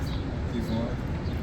Behold, behold the day, behold it is come, the morning is gone forth, the rod hath blossomed, pride hath budded. It says, violence is risen up into a rod of wickedness, none of them shall remain, nor of their multitude, nor of any of theirs. Yeah, 2/3 of Negroes, Latinos, and Native Americans, the Lord is telling you you're self-destructive. So he's got to get rid of you. You know, you have a murderous mindset. Whether it's actually going out there and killing a man, robbing a man of his wages, destroying the family by sleeping with a woman or something like that. Black culture. Yeah, black culture, man. Hey, we're experiencing black fatigue too. You know what I'm saying? It's tiring. Black culture is a motherfucker because black culture consists of. That's the abomination, you know, in the midst of our people. I saw this woman. She's coming with she got 2 small boys and a little girl that's like 3 years old. She holding her hand. She just put her phone out and started twerking in front of her son's looking at her while she's twerking. They had to be like about 7 or 8 years old. And they're looking at her while she's twerking. I mean, she had a demon that jumped on her. She just took her phone out while she walked with her baby, and it's it's crazy, bro. That's why they need this. Go ahead. Neither shall there be wailing for them. The time is come, the day draweth near. Let not the buyer rejoiceth, nor the seller mourn, for wrath is upon all the multitude thereof. Yeah, everybody's gonna get touched. Those that got it and those that don't got it. He said the devil's come down upon the whole earth having great wrath. All right, he wants to upload everybody to his system. It doesn't matter. He said rich or great, free or bond. You know, he wants everybody on it. But it comes with great wrath, pressure. See, we don't want you people to believe us now. Believe us when you haven't eaten in 3 days, when the power's gone out. Yeah. The Lord is going to attack your pockets first. That's what people don't understand. They expecting just boom, the food's not there anymore. No, the prices are going to go up a little bit. The prices are still going up, bro. A good decent size of fresh squeezed orange juice is like $10. That's insane. Yeah, and you got eggs that's just crazy right now, man. A dozen of eggs, 12 eggs, man. It's damn near Yo, you $15, better off getting man. a fucking chicken. Get it, you know? Yeah. Or finding somebody who's got their own chicken. Well, you can go to a live poultry place and buy a whole chicken, buy a live chicken. They'll sell it to you. You know, because when I went, you know, for the Passover to get the live lamb, they had like a baby little goat. And I was like, oh, that shit, it was cute. He was jumping around and kicking and everything. And so she said, I sell it to you, give me $300. But I said, well, but mom, at first I was like, oh, wait, yeah? But mom, I said, nigga, what you gonna do with that shit? Right. Where you gonna keep it at when it get big? It's gonna get bigger. It ain't gonna stay out like that no more. It's gonna get big. That's why we get out of here, you know? I have a quick reset. Go ahead in there. Hosea 5:15. Yeah. I will go and return to my place till they acknowledge their offense and seek my face. In their affliction, they will seek me early. See that? It said, until they acknowledge their offense. Our people aren't going to do that. That takes humiliation. You got to be humble. To acknowledge an offense, that means you're stepping up and say, humiliate me. No grown man wants that. Especially women. Women don't want to be humiliated. They don't want to be caught out for the things they've been doing. Also, the Lord said, you know what? I'm going to disappear. When you're ready to be humiliated, I'm not going to be there. Go ahead. That was it. Oh, yeah. That's typically when Jake tend to seek a higher power. They got locked up or their back is against the wall. That's when the Lord come back in their mind. So when all hell break loose and all this stuff start happening, you're gonna have guys dust off the Bible, make it the cowboys off the garment, try to go back out there. It's gonna be too late. Too late, man. Right. Too late, my man. Y'all was mentioning inflation and all of that. They got this is- shrinkflation as well. Yep. This is Revelation 6 and verse 5 to 6. And when he had opened the third seal, I heard the third beast say, come and see. And I beheld, and lo, a black horse, and he that sat on him had a pair of balances in his hand. That's going into the money system. That's going into how inflation is going to affect everybody. Look what's going on with the food. I mean, I was in Aldi's and I saw some beef ribs, 4 beef ribs. They wanted $60 for that shit. I'm like, what? But 4 beef ribs, the big ones, the Flintstone ribs. They wanted $60 for them. Usually, shit is like, 28, 25. I could deal with that. Barney Rubble, trouble. Verse 6. And I heard a voice in the midst of the 4 beasts say, a measure of wheat for a penny, and 3 measures of barley for a penny. Damn, all that. So a day's work for all that. Yep. That's not much. We do a day's work. You know what, bro? I got 1 and 6 also. So it's like compounding effects on Jake. You got the curses on your ass, shit going up, like, and you got Jakes that still don't want the Lord to come back. Crazy. And not only that, I remember back in the 90s, in the early 90s, in the late 80s, early 90s, $100 get you 3-4 bags of groceries. Now $100 getting you 2 bags, if that. One bag. You get One all the bag, good stuff. And you gotta pay for the bag. Yeah. Yeah, and you gotta pay for the bag, yeah. So you get 1 bag of groceries for $100, you know what I'm saying? Dang, yo, he saw if he could, he would fucking charge you for farting, carbon tax. Another thing that they was doing is if you pay for your groceries with Snap, the bags are free. Damn. Yeah, the bags are free. So once they cut those fundings, there's women who want to rack up on 10 bags, mad food. How you gonna carry it out? People was finessing Snap, like I'll buy you groceries for XYZ, you pay me this. There's a bunch of shit Jake was doing. Yeah, you know what? I ran across women that was doing that. They would give you $150 worth of Snap right there, and all they want was $100 or $125. You know what I'm saying? They give you $150 or They extra start $25. cracking on it. They start cracking down, and mainly because people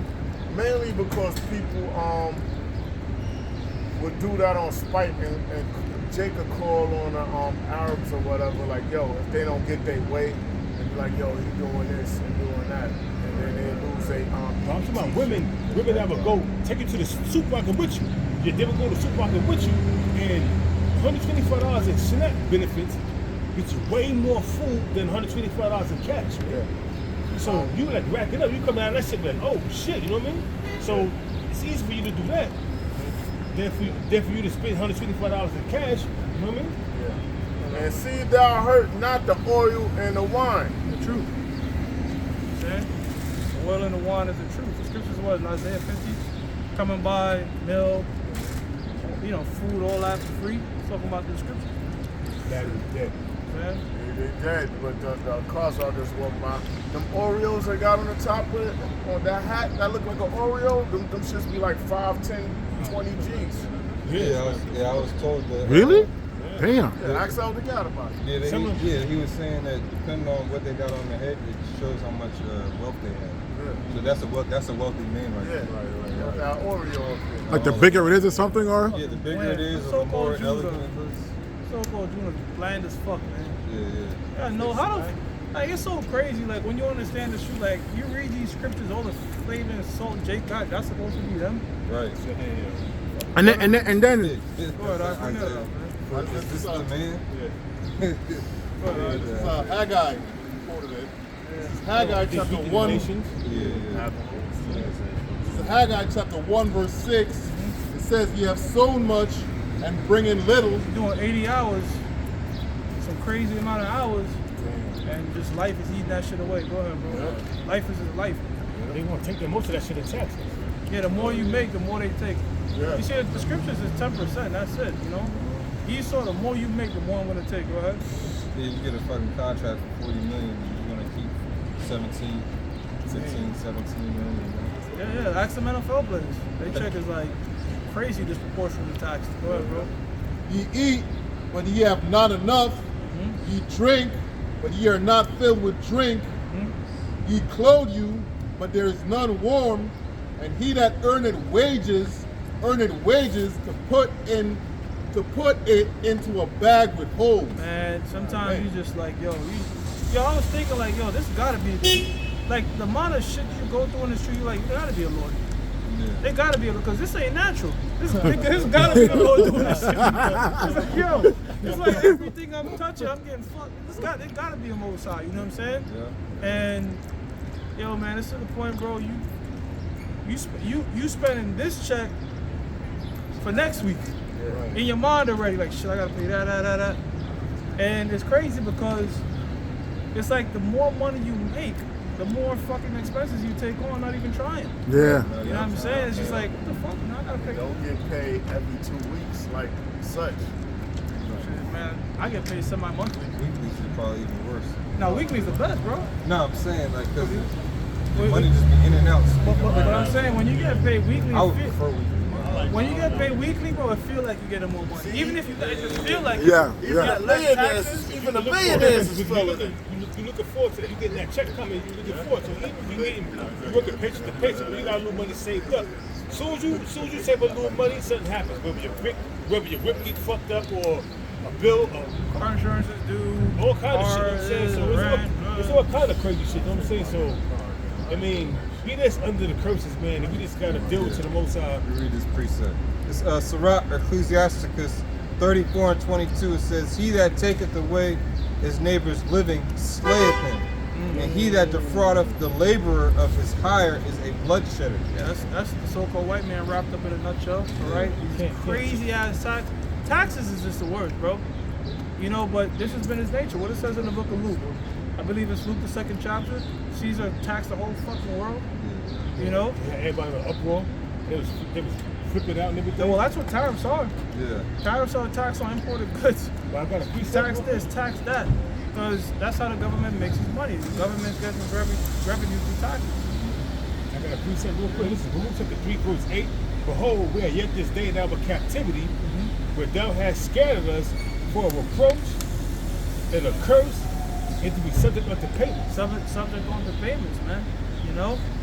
And we know it's cyclical. It's a cyclical business in terms of how the Lord deal with us. There's times, brothers, just up me on your wildest beliefs. You're like, damn, there's no way I'm gonna. So the Lord said, all right, check this out. Right. You're like, Registration due. this dude, that dude. Yeah. Here's a loss in the stock market. Hold that real Look at quick. that shit, registration, that's like 2 and some change. You know what I'm saying? Yeah, that shit goes up. Yeah. For a fucking stick. But check this out, Or if though. you got a business, you got a license, it's fucking $20,000 and shit. This how I know there's a Lord too. Like the Lord will put a brother, because we talking about the financial demon right now. That financial demon will match what the brother's making. Yeah. Like you're not gonna. I don't want to talk about his business, but like let's say a brother in his truth, I don't know, his salary is $300,000. The Lord might hit him with $100K, some shit, or $200K, some crazy shit. But He's not gonna put that on a brother that's making $50K. That's what I'm saying. You gotta know this gotta be the Lord. You know what I'm saying? Because it'd be so specific and it'd be just enough to keep you afloat. You know Balance. What I'm saying? Balance. Yeah. I'll say something like a little side job I be doing, right? They're gonna pay it, but if something happened with the insurance, so they owe me 2 weeks checks, and by the time I get paid Thursday, it's gonna be 3 weeks.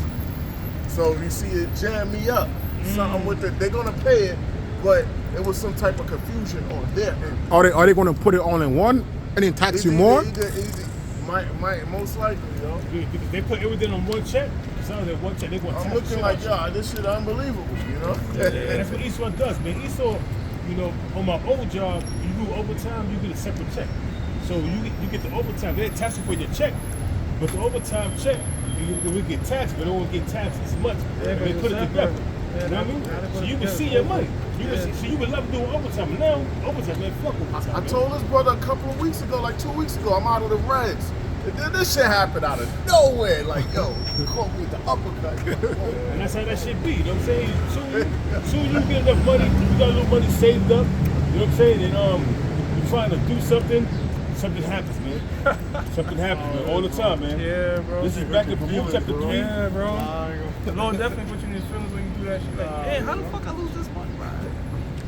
Wow. Yeah, you know, and then, you know, the other day, like about a week and a half ago, I was, Revelation 6 and 5. I fucking lost $150, bro. Oh, yeah.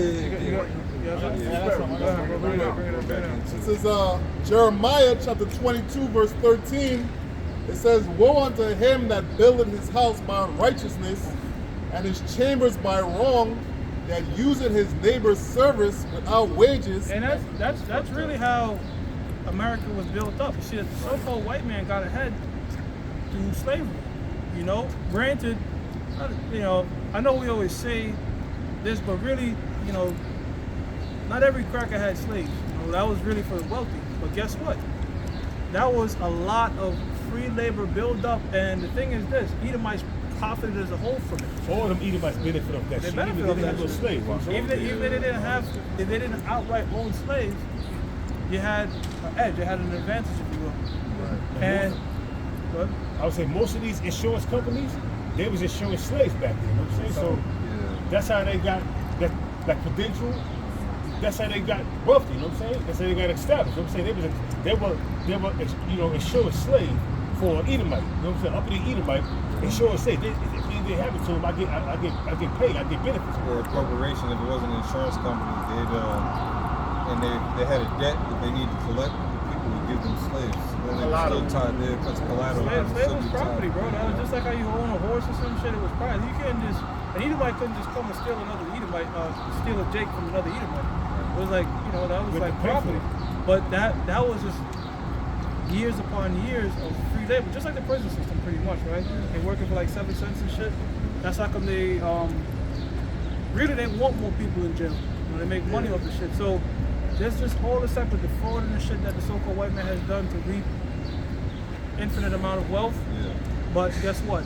All right, that's all the will of the Lord. That's all that was set for the Most High. And the most beautiful part about it is the most dumbest nigga you see right here walking around, the 2/3 nigga, he's gonna have all his senses in the kingdom, and that's gonna be fresh in his mind, the shit that the so-called white man did. It's gonna be fresh in all our minds, because we walked this earth so many times, and there's shit, the atrocity the so-called white man did to us, our family, that we don't even remember. Most of us are gonna make all that fresh in our mind, bro. It's Jeremiah chapter 22, verse 13. It says, woe unto him that buildeth his house by unrighteousness, and his chambers by wrong, that useth his neighbor's service without wages. And you know what's so fucked up about this place? That's really how you get ahead in this place. Yeah. Right. You have to be unrighteous. You have to be a fuck you slave. over. And you gotta sell your soul. You gotta succeed to succeed. A lot of these people that go beyond just talent, like they're really, really up there, they've been bended up, twisted, and compromised in all different types of positions, bro. Eating poop, drinking urine. Satanic rituals, all that type of stuff goes on. And that's what is propped up in the society. That's how come you have a lot of one-hit wonders, because they throw like, shit, I'm just talented. All right, listen now, we need to spread these cheeks and go to work. I ain't with that. Whoa. All right, well, nigga, that was your last hit. Remember Groove Theory? Tell me what you want to Yeah. do.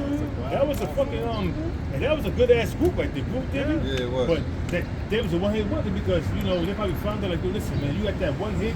Tell me what you want to do. That shit went fucking platinum. You know what I'm saying? And also too, remember they had to phase out positive vibration. All right, listen, we gotta get rid of this whole. These niggas is getting too cool and chill now. They're not killing each other. Let's Right. start upping that now. You know what I'm Arrested saying? Development. Remember all that shit? Remember that group? Arrested They start Arrested touring Development? overseas. They had left the U.S. and was touring The overseas. Roots. You know what I mean?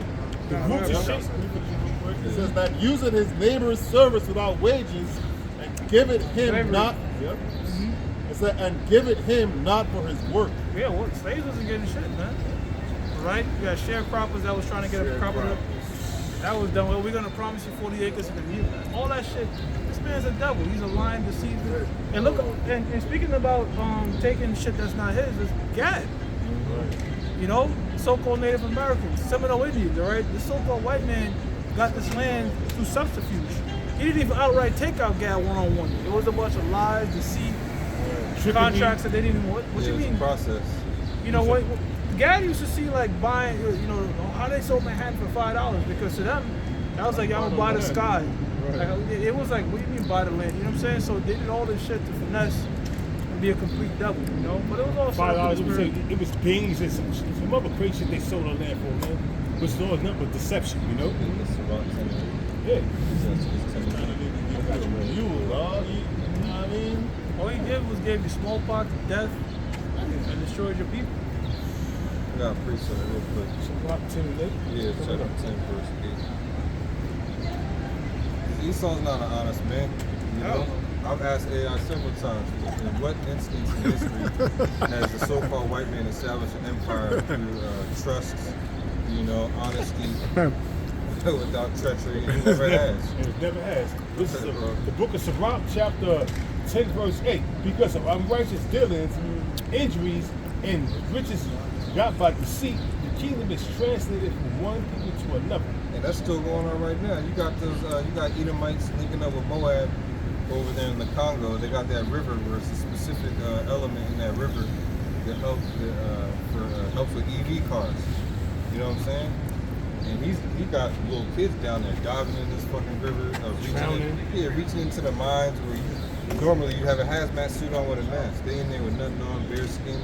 You know, now he's reaping hella benefits from this stuff. Oh, yeah, and Moab. The EV industry, yeah, Moab. They pay them like $1 a day. And they just leave it, and the thing is, when they're done mining, they just leave all their shit there. It pollutes the land, you know what I'm saying? And you know what? When you go to Psalms, the 83rd chapter, those are Israelites, by the way. In the Congo that's out there doing that, it's Israelites. see, when you go to Psalms, the 83rd chapter, it goes to our enemies. The first one on the list is Esau, then you got Ishmael, then you got Moab, the third one that's mentioned.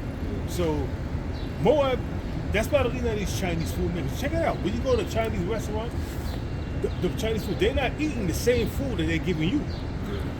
You ever check it out? You ever seen them eating this shit? Yeah, they shit is packed up, wrapped up in plastic.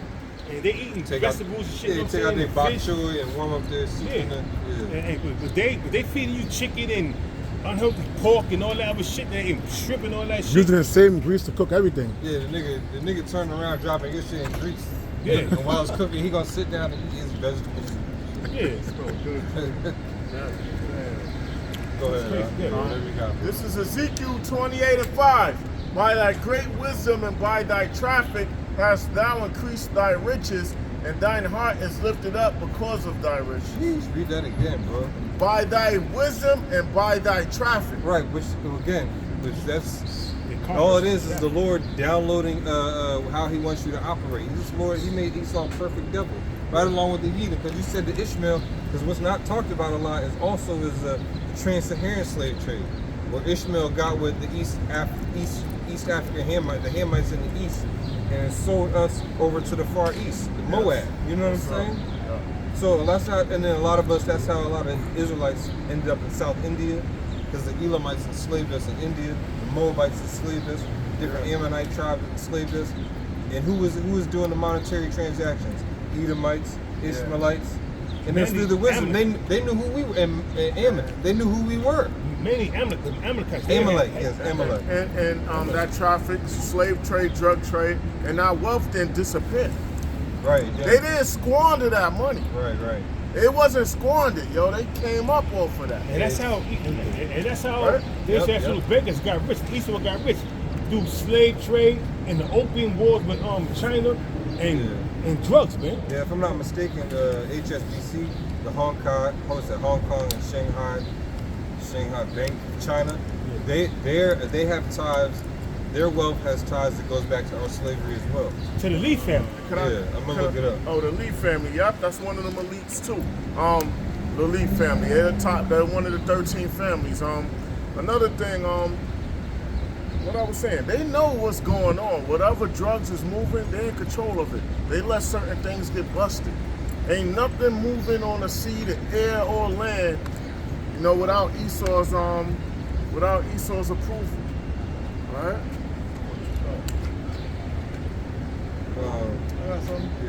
This is Jeremiah 13:23. Can the Ethiopian change his skin, or the leopard his spots?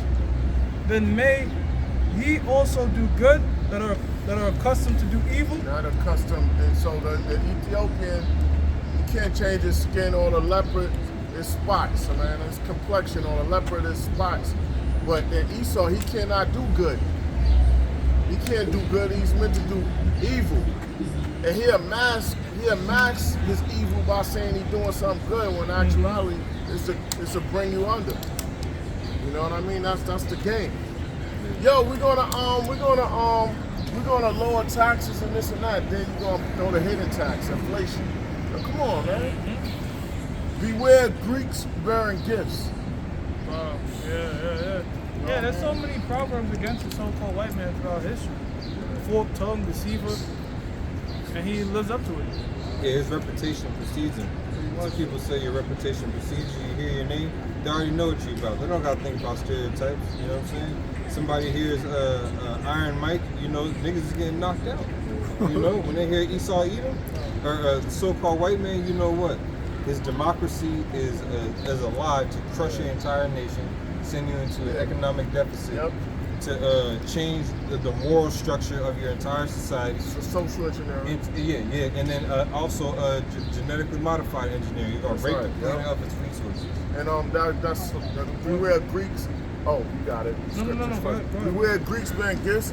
That's the thing with Troy. That Achilles thing with the Trojan horse. It didn't exist, but we using the symbology for it. Like Troy, the city Troy existed. That's Turkey. That's Turkey right now. Troy.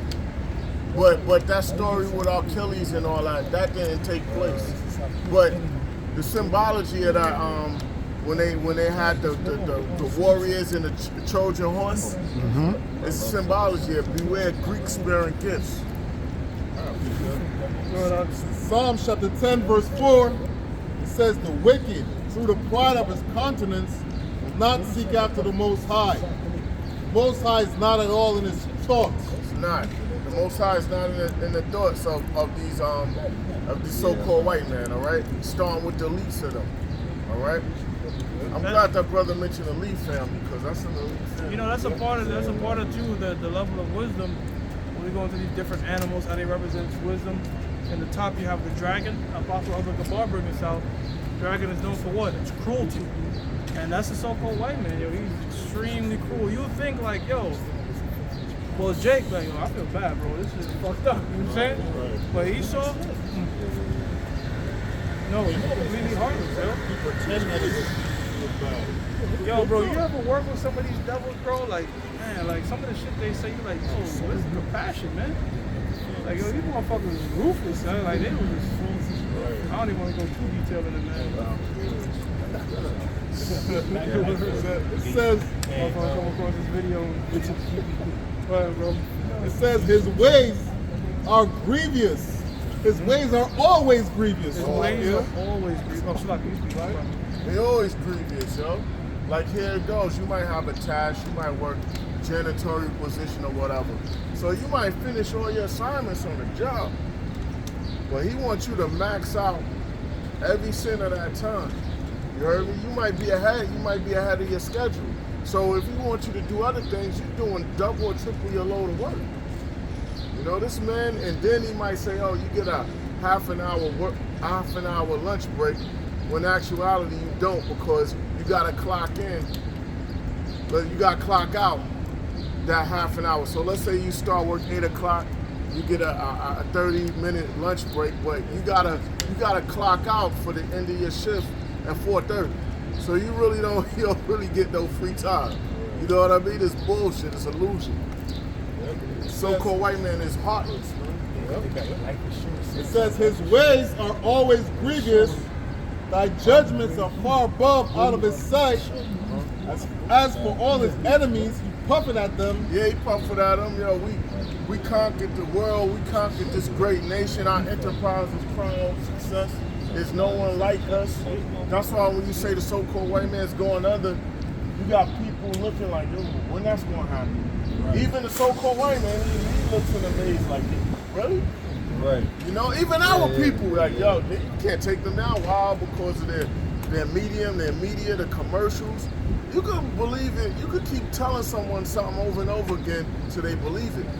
Like they really think their military is gonna conquer all, man. It says, you see, what's the name, man? Our own people, he got one of his hands blown off, right? That nigga was proud. And he never lost a fight. You know, I fight 30 niggas, I squabbled, Alright, man. he had said in his heart, on 40 crit.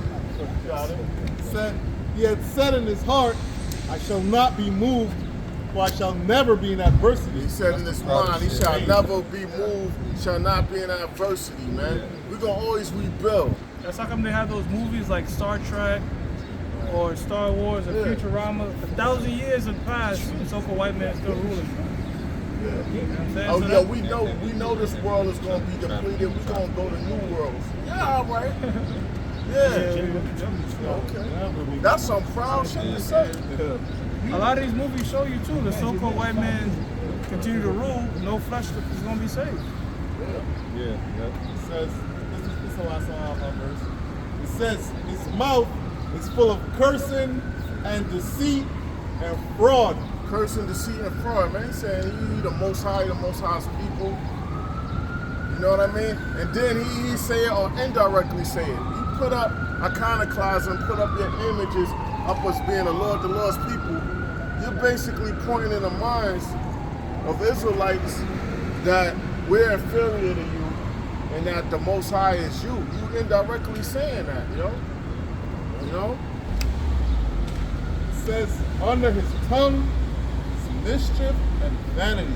It's mischief and vanity. It's the things unprofitable. All right? And vain. It has no real truth to it, no intrinsic value. All right? The so-called white man, he's that's his thing, is to promote lies, man. Yeah, well, look at this healthcare system. Oh, you're Look at fraud. the way that shit is set up. Yeah. You know what I'm saying? For the big pharma, you got all these people that are dependent upon pills, medical, you know. So all these people who their hospitals might get closed down, or it's going to be harder for you to get medical attention. The older you're too old to be say, okay, I'm gonna go 21 days and change how I'm eating. It's too late by then. You're already dependent upon the fucking pills and whatever the regimen that you've been doing. You know what I'm saying? Yeah. Because it takes the body way longer to heal at that age. If you was on them opioids, like opium is a certain, as a form of heroin. Now, because you got them spinal cord injury people that's hooked on the OxyContins, the OxyContin 60 milligrams or the oxycodone 5 milligrams. I know about this stuff.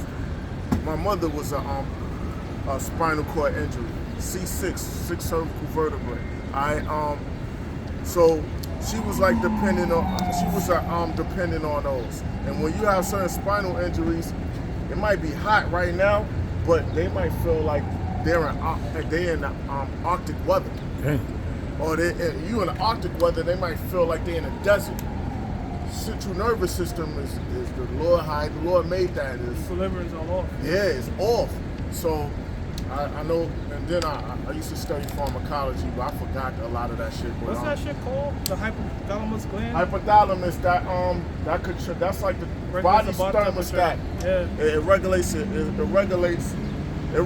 like the heat of your spirit, all right? Your body temperature. Because your spirit is in the mind, but it radiates through your body. That's why a person loses a limb, it feels like their arm is still there, their leg is still there. Because you got a spiritual body trapped in here that heat radiates. And the hypothalamus, it regulates the body temperature. They call it like phantom something, Watch right? that movie Osmosis Jones back in that cartoon? Yeah. That was the villain of that cartoon movie played by Lawrence Fishburne. His whole thing was he wanted to take people's hypothalamus gland, and they showed it just like that, bro. Like they showed it just like, you know, they like controlling the temperature and all that. Yeah. He took that shit and guys started to overheat. It was a cartoon. It was an animated film, yeah. A lot of that shit I forgot. I didn't have to study that shit in school. You know what I mean? He used to put shit in animation, so it's not serious. It's an animated cartoon, so who gonna take this serious? It's entertainment, but it's fucking like The Simpsons. They got a lot of truth in that shit. You know what I mean? Yeah, that's why Revelations 3 and 18, man. You have to have that eyesight. So you can look at everything. We just circle it back to the scriptures. Everything circle back like the Lord is a man of war. Everything is on a carnal level of war, spiritual, and a molecular. Because your cells it's built like a city. So you got your cell membrane is your protection. It's protection. It's made of cholesterol. Oil and water don't mix. It's cholesterol. It's cholesterol. Everything's on a warpath. Ecclesiasticus 12 and 10. Never trust thine enemy, for like as iron rusteth, so is his wickedness. Iron oxidizes, is sure to oxidize and rust. So the so-called white man, he's going to show us wickedness. He could try to conceal it, smoke screen it, but it's gonna come out. That's his nature. He's destructive. His inventions are destructive. His ways are destructive. You can't trust him. And he's an enemy. He's a serpent. He's the most deadliest of enemies because a lot of people don't know he's an enemy. Case in point. Talk about can't trust our enemy. Donald Trump was negotiating the ceasefire between Iran and Israel, but he allowed Israel to do a sneak attack on Iran and hit Iran with missiles and blow up their military bases and everything. But what Iran did to them, they started calling for a ceasefire. Now they got a so-called ceasefire because Iran hit them hard. Iran hit them hard, and they didn't even know Iran had the capability to do what they did. And how Iran did it was the first time, like in 2024, when they had that little small war between Israel, Iran figured out, all right, I send drones at these iron domes and all this, and a David Sling is going to hit the drones there after them. It's going to take 11 minutes for them to recharge their batteries and put more missiles in there. I could have sent all kind of hella missiles over here, and that's what they did. It costs more money to defend. It That's costs what more they money did. to defend and intercept So, missiles than it costs to shoot them. They started destroying Tel Aviv, Haifa, and they destroyed a whole government building that was related to It's like the equivalent of their Pentagon. yeah, which was high tech technology that was being developed there. They destroyed that shit. Wake up the mighty men. They destroyed that shit hard, bro. Yeah, back in that warlike mentality, the Persians.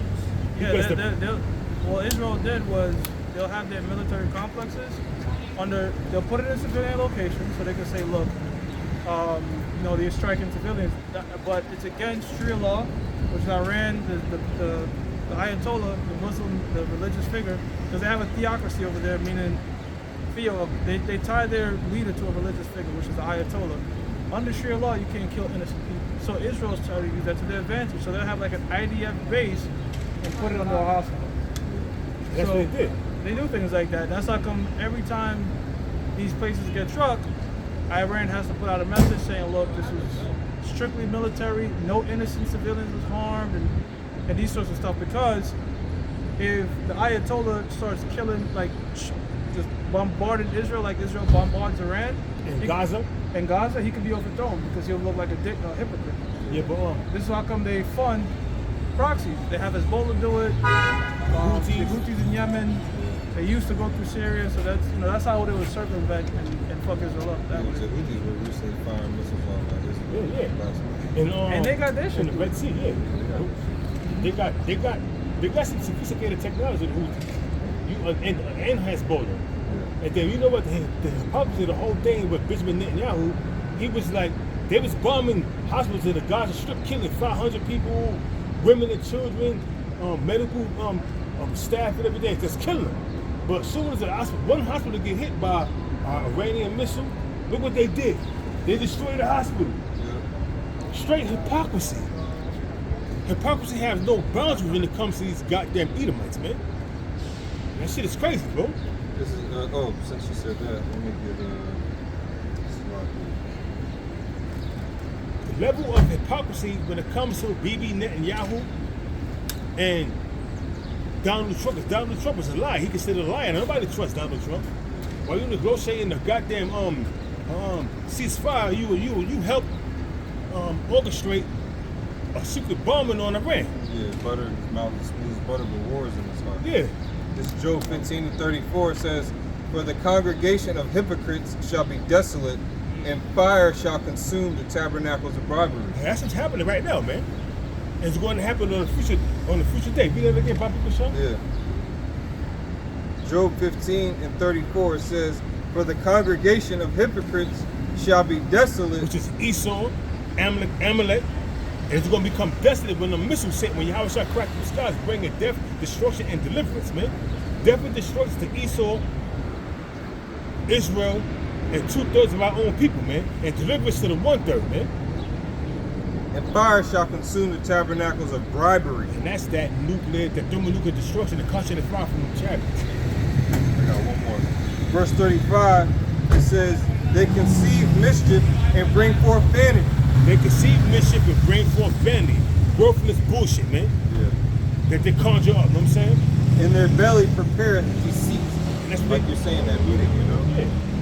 that meeting that Donald Trump had with the leaders of with the leaders of Iran. But at the same time, Israel, after that ceasefire, started bombing Iran, trying to catch them off guard. But Iran, the Mossad flipped it on them. Iran had sophisticated weaponry that they didn't even know about. And Iran started leveling Tel Aviv and Haifa, and you had the Guardians over there fighting against each other and begging for a goddamn ceasefire. Why do you think? Iran got the big homies on deck. Russia and Russia, China, North Korea, and India offered to send to arm them with warheads, man. Every time even Netanyahu's about to face trial, he gets to go into war. Yeah. Well, all things fail and they bring you to war, like Joe said this says. When all things fail, they take you to war. Psalm chapter 35, verse 20. It says, "For they speak not peace, but they devise deceitful matters against them that are quiet in the land." That's these fucking devils, man. That's these devils, man. You know they get Baba Kushai? Yeah. He's a real dis-ease, man. He puts nations at odds with each other. You know, perfectly fine. Look at Gad. This makes you think about Gad and Reuben, all the northern tribes over here. You sitting down having meetings with them, but your army is preparing to go to war. Right. They used psychological warfare against Gad because while Gad was going out hunting and everything, they would come in and slaughter the women and the children. Come in the village and they slaughter them. But Gad come back, they all fucked up in their head. They're like, oh shit. To me, that's not psychological warfare, man. They're still doing the psyops to this day. Come in. They're coming home from hunting buffalo. Got the buffalo. Then they killed all the buffalo because they wanted to stop out Gad. They move similar to Hannibal Barca. I think the third Punic War battle of Cannae, Hannibal he gathered reinforcements. So me and you fighting, we near Rome. And now I'm Rome. I send secret legions to Carthage. Now, but his own cousin betrayed him. Because that was because it wasn't for them. It wasn't at the time. For them. It wasn't for Hannibal Barca to conquer Rome because Rome was going to become a exceedingly great power. That was the fourth beast. So it wasn't in the prophecy for that to happen. So that's why the Lord allowed Hannibal Barca's cousin to betray him. You know what I mean? And not only that, sent secret legions. and not only that, they had to cross the mountains, and the mountains was heavily snowed in. So a lot of them died from starvation and being cold. They was traveling. The weaker ones, and he gathered reinforcements. You got it. So imagine that right there, bro.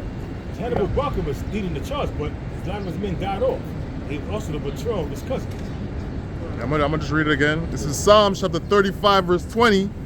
It says, "For they speak not peace, but they devise deceitful matters against them that are quiet in the land." That's also going on again. That big beautiful bill.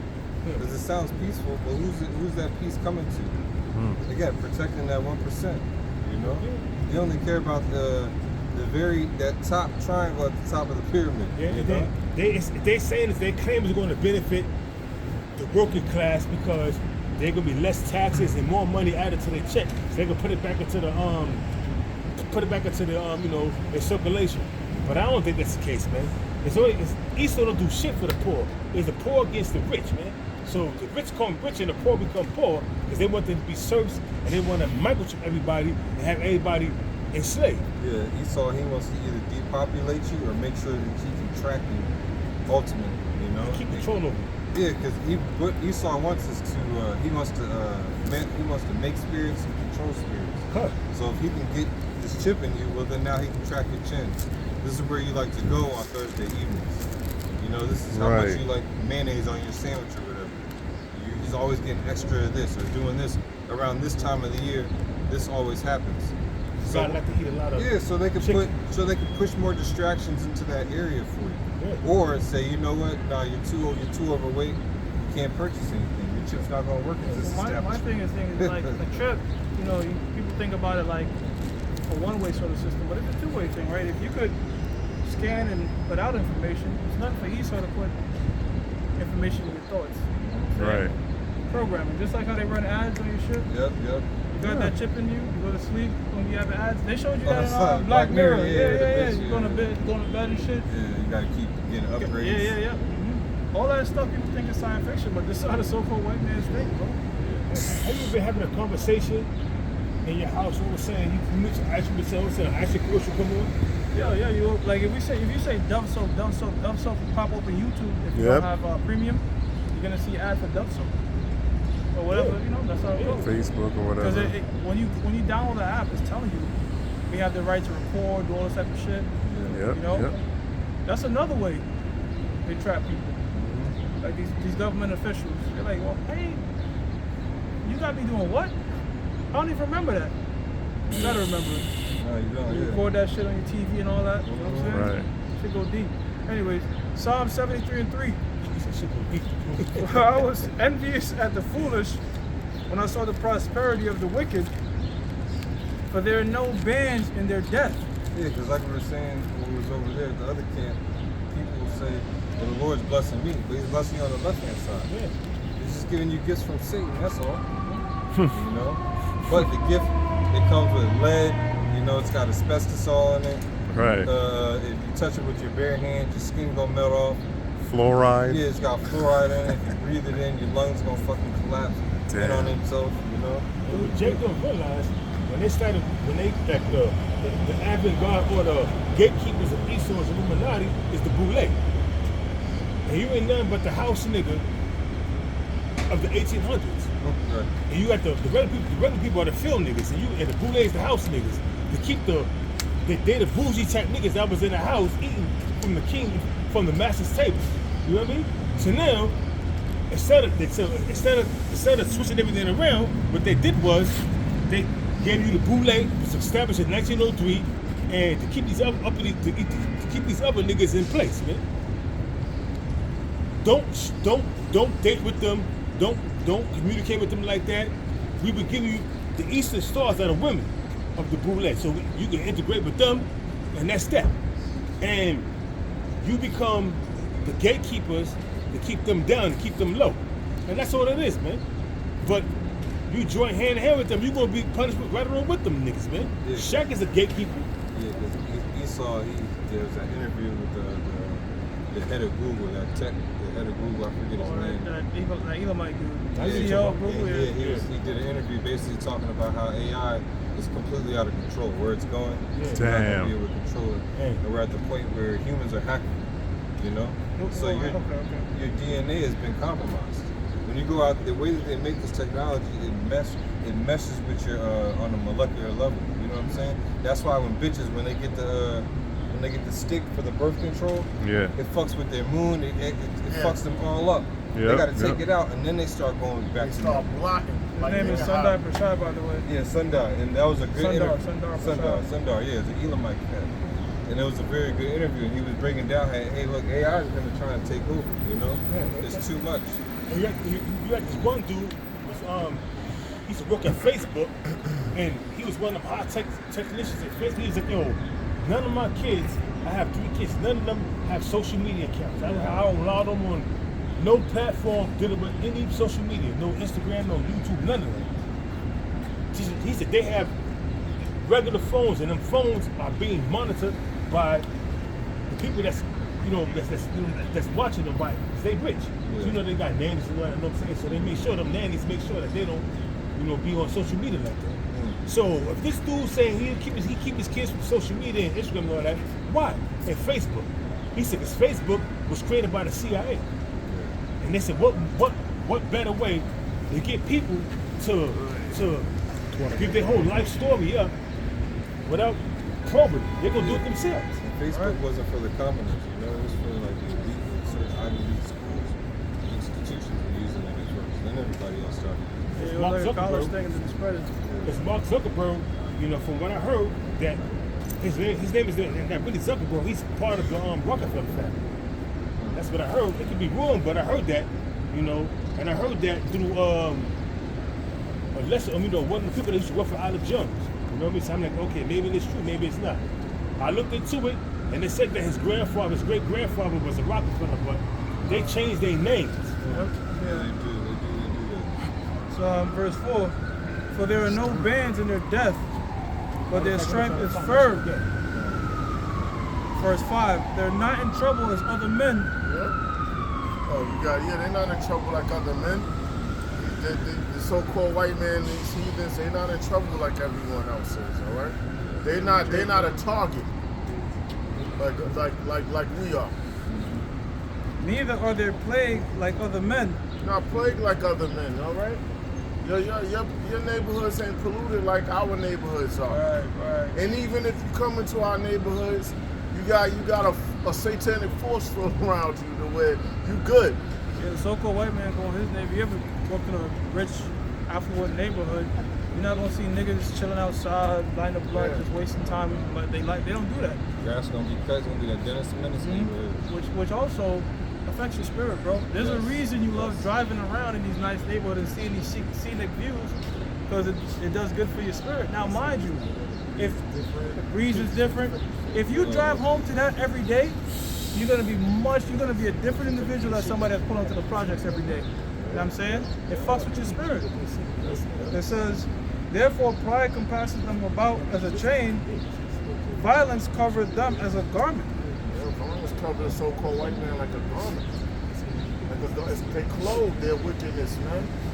They're violent, and their violent is subtle. It's more strategic. Yeah, you know, when you get a brand new, you buy some fresh shit, you're happy to wear it, you know what I'm saying? Like, you like, yo, this feels, like, you know what I mean? You put on some shit you just caught, you like, kind of like, take a little pride in it. That's how the so-called white man is with violence. Like, yo, how could, you got that disease? All right, but can you make it like this now? You know what I'm saying? And when they see that shit get executed, they get like a fucking hard-on that shit, bro. Like, look how much people that killed and shit, you know? That's his devil. Scriptures tell you that they can't even sleep right. And they ain't no mischief and death and shit going on. They conquered their goal. That's why the apostles tell us to do this work, because we constantly doing the Lord's work while they doing the spiritual demon Satan's work. Right. Yeah, the same fulfillment we get out of doing the work of the Lord, that's the same fulfillment they get out of working for Satan. They own it, man. They own it. Yeah, I got a picture. It's Ecclesiasticus chapter 14, verse 5. It says, he that is evil to himself, to whom will he be good? He shall not take pleasure in his goods. He's not. The so-called white man, he meditates on wickedness, man. On how can he overthrow and further destroy or annihilate the so-called Negro, Latinos, and Native Americans. And if he don't annihilate everyone, annihilates 97% and enslave the rest. Because all you that join their hand to hand with them, thinking you are part of the elite, nah, you serving a purpose to mislead our people, and then he gonna turn his back on you. That's all it is. Look how he treats his own people, his own land. He's absolutely, he's self-destructive. That's why, again, our people are the way they are. You created niggas. But you're the biggest bully on the block. How I used to go down to the nation's capital, right, and I see our people living in tents. I don't know if it changed. No, it's still the same. When you arrive at Union Station in DC, that's like clutch your bag and don't walk there. Watch where you stay. Union City is equivalent to Grand Central. Union City is equivalent to Grand Central Station. You know what I mean? And then you got 8th Street go that way. All filthy. You have this one dude that goes around and he interviewed the homeless. There's a major homeless population in LA. You don't even hear that shit on the news, man. LA is you can hardly. Skid Row? It's like Tent City. Yeah. San Francisco's like that too. It's hard to believe Tent City. that part of America, that part of LA is a part of America. That's how third world country. That's how third world look, man. Yeah, Skid Row in LA, it looked like a third world country. And you got people like this. It's nodding and shit, you know what I'm saying? Out. Got that good shot, you know what I mean? And it's third world countries because of so-called white man robbing and looting. Because how he's a bottomless pit. That's a bottomless pit over there in Europe.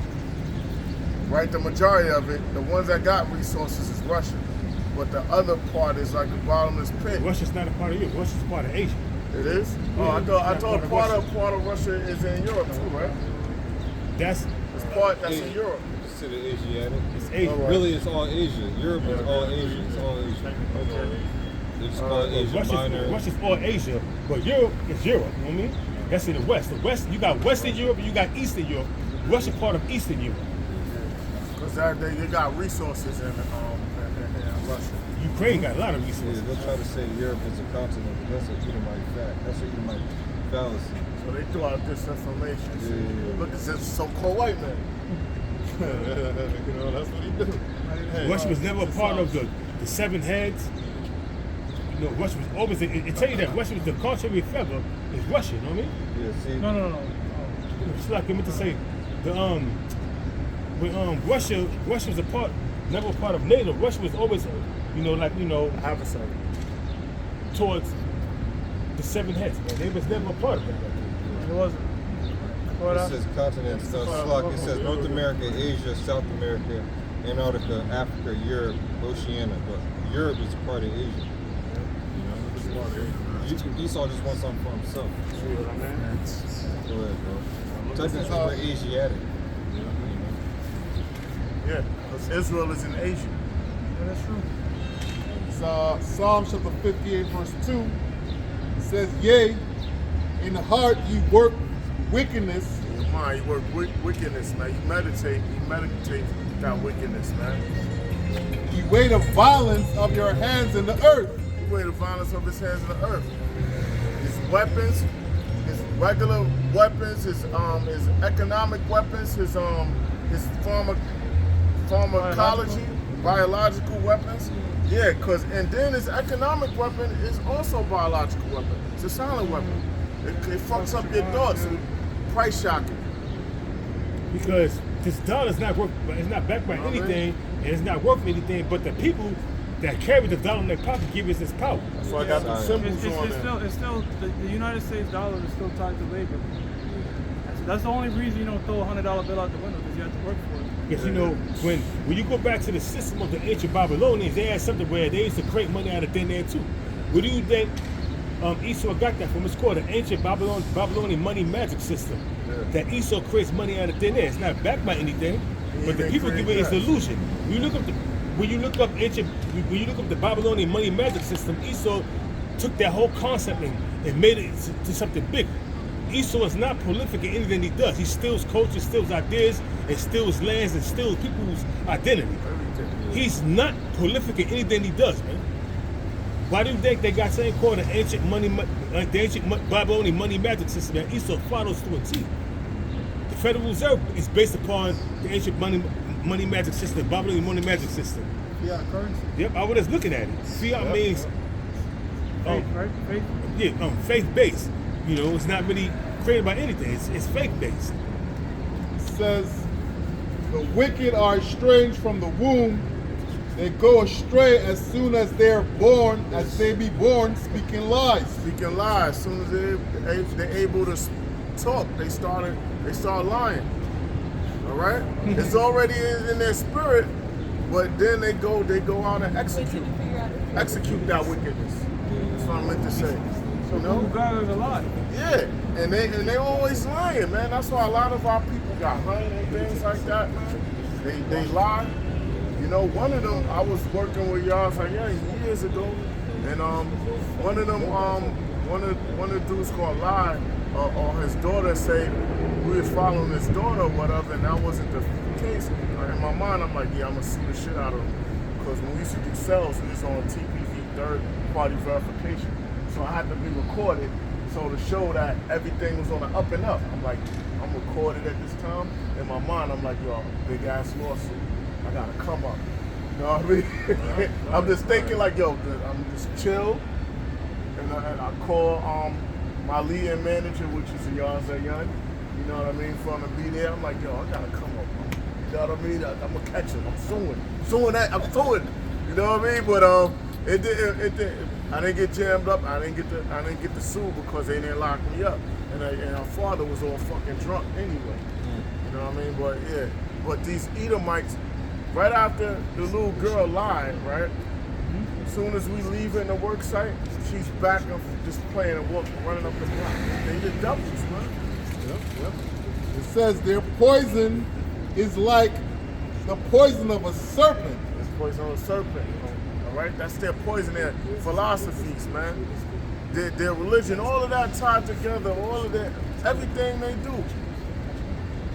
Right? Their poison is like the poison of a serpent. They're like the deaf adder that stoppeth her air. Like a deaf adder. Everything, that's why our people is jammed up, because of the so-called white man. There's poison, there's philosophies and stuff, there's capitalism, all of that, feminism, all of that is poison, man. Yeah. That's why our women are out of order, because I don't need no man. I gotta take care of myself and this and that. All right, we'll see when this economy crashes, when all the world's economies crash. We're gonna see if the Lord is going to put that to the test. You know what I mean? Because we not independent. We depend on Yahweh Shem Yahushua. So Yahweh Shah depends on the Most High, because Yahweh Shah is dependent on the Most High, because he has to wait on Yahweh to sanction when he goes to take this place down. You know, so, and they talking about they're independent, all right. We're going to see. We'll see about that. So back in Psalm 73 and 8, it says, they are corrupt and speak wickedly concerning oppression. Yeah, the so-called white man. He's corrupt. No, look. Y'all been here 400 years? Or how many? Y'all been out of slavery such and such long? Pull yourself up by your bootstrap and all that. When all you top 500, Fortune 500 people goes back to these elites, to these elite 13 families. Well, that's how you forget slavery, but every fucking year is a new movie on the Holocaust. Yeah, and that didn't happen. Right. No damn Holocaust happened. We wish it happened, but it didn't happen. I ain't gonna lie. I wish Hitler was gassing these niggas A up. lot of people were saying with that war, the 12-day war, they're saying maybe Hitler was onto something. Oh yeah, you're right. You're right. Everybody was saying that shit. Yeah. Because everybody's like, everywhere the so-called Jew goes, there's like an uprising to get them the fuck out of here. Yeah, right. They kicked it out of all these lands. They got kicked out of Europe. They got kicked out. They went to go to Palestine. So there's always something about these people. No, why can't You chose the people to keep you annoying everybody on earth. And then You know so something? Yeah. big snouts and nose be like, You know what you like should a do? rat. Look up Hitler's speech in English. There's a reason they always just show it in German. If you ever go to YouTube and watch what Hitler was saying in English, you're like, holy shit. Like, damn, it's pretty accurate. We can say that Hitler was targeting Israelites in Germany. He was sterilizing Israelites in Germany, so he can't have children. And he was racist towards, but Jesse Owens went over there. I saw that movie, yeah. He was racist towards Jesse Owens. And then when Hitler was in his right spirit. yeah, of course. That's how Edomites should be. You should just be about your race. That's how every nation should be. I forgot when I hate when, this fake shit. when Jack Johnson went over there in Germany. He's in Germany. He fought that Edomite. The Edomite got a call from Hitler saying that, yo, I want you to whoop this motherfucker's ass. Man. You know what I mean? Make sure you take care of them. Make sure you take care of him. You know what I'm saying? But Jack Johnson humiliated this dude, man. I mean, beat the shit out of this dude, man. And toyed with him. When he hit him, he had knock him. The dude was about to fall out. He had grab him and hold him up. You know what I mean? So hold him up so he could finish punishing him. You know what I'm saying? Because he got the whip of what Adolf Hitler told him. But he created some type of tool, and he also was the owner of the Cotton Club too in Harlem. He sold it to The a original gangster, I owner forgot. of the car. What, the Yeah, original he was car the club. original. Not the one that's The over there original, now. not that one. That's the original one, and he sold it. I forgot what gangster he sold it to, but yeah. And they charged Puffy with the Mann Act. So what? The Mann Act? They called it back in the days the Mann Act. 'Cause, you know, Famoosh, when family. you take a woman and travel over state lines to have sex with them, that's called the Mann Act. They created that because this dude Jack Johnson, he was into white women. And back when he was around in 1912, it was totally against him. Edomites was like, what? This nigga fucking a fucking white woman? Shit, man. He said they made it a law. It's called the Mann Act. And that's what they got Puffy on. You know? I'm sorry getting it. I'm sorry. They ain't called the Mann. They said transfer prostitutes across state line. When you look into it, that's the Mann Act. That's the Mann Act. It says they are corrupt and speak wickedly concerning oppression. They speak loftily. Yeah, like that guy, that dude Matt Walsh, when he was on his rampage about, he was proud of what the colonizers did. He said what they did was good. You know what I'm saying? See how he talked about that? That's a good example right there as a recently, you know. He had I think he has a whole documentary or a movie on it why he says he's basically racist or some shit like that. He was saying that it was a beautiful thing. They took their dominance, and he was like, oh, how they came over here, they colonized over here. Yeah, but we taught you, we civilized you, which is a total fucking lie. You know, all lies, man. Esau is a forger of lies, man. He's a physician of no father. He's a forger of lies, man. He lies. When he's a baby, when he's crying, he's lying. He's crying, man. He's lying. You know? Yeah. It says, verse 9. So when you think about it, Esau, he was crying when Isaac was on his deathbed, but he said, "Now will I slay my brother Jacob." So your father's dying, you're crying because of your blessing, but at the same time you're ready to kill your own twin brother. Yeah. He was like, yo, Esau, bro. Yeah. he was pissed off. Bless me, Father. He blessed me. He started crying and weeping and wailing and shit. Yeah. And then Jacob, which is Yahweh Shah, Isaac, which is Yahweh Shah, you know, he gave him the blessing of the sword. You always making dumb decisions. Like, is in your spirit, the Lord put it in to sell your birthright. When the stock market crashed, you was all for yourself. You always make dumb business decisions, man. This New World Order's a dumb business decision. So here, what was going on, and Rebecca went to Isaac and said, hey, check it out. With the Jacob was like, hey, come here, go get them. Yeah, go get the go get a sheep or something, or a goat. Yeah, the goat. A goat. It was a goat. And kill it and give it to me so I can kill it. And he said, how fast you got the thing? She even laced him up because she was heavy. Esau was heavy. Yeah. She put the A on him. I'm saying he went in there. He said, the voice sounded like Jacob, but you feel like Esau. Yeah, Isaac probably smelled that powder. He was like, damn, Esau did it again. And Esau was his favorite, you know? Yeah, they said it was lentils. Yeah. Here's the last one. Yeah. It says, verse 9, they set their mouth against the heavens, and their tongue walking through the earth. Yeah, he said, you always Spreading talking, their lies, Yup, and lying, man. That's why you got something called propaganda. He controls the narrative. Esau's still trying to control the narrative. That's why he hasn't really rolled on us yet, because the whole earth doesn't quite know about the magnitude of what we're speaking on. You know, they have the idea of who we are, but it's what Esau says. Yeah, come. You ever heard of Operation Mockingbird? Yeah, if they were to put us down and sit us down and ask us questions, we would be countering Esau so much, especially with the mystery of the Gentiles. You know how everybody's talking about how Israel is being exposed as a wicked and deceitful state, whatever? Everybody's seeing it. It's going to be the same exact thing with this truth. It's going to be spread all over. And the truth is like a bully, as Apostle Ryan always says. Keep it down for a little bit. Bounce back up. Bounce back up. See, it's already out there. It's already out there, bro. But they just, trying to keep it under control. But you can't. It's out there. The treaty's up to bat. Oh, okay, come on, wrap up. Hey, with that, we give all praise to our power. Yahweh, Ba'ashem, Yahushua, Ba'ashem, Makakwadash. Praying you know you're edified, and shalom to the household of faith. Shalom. Shalom.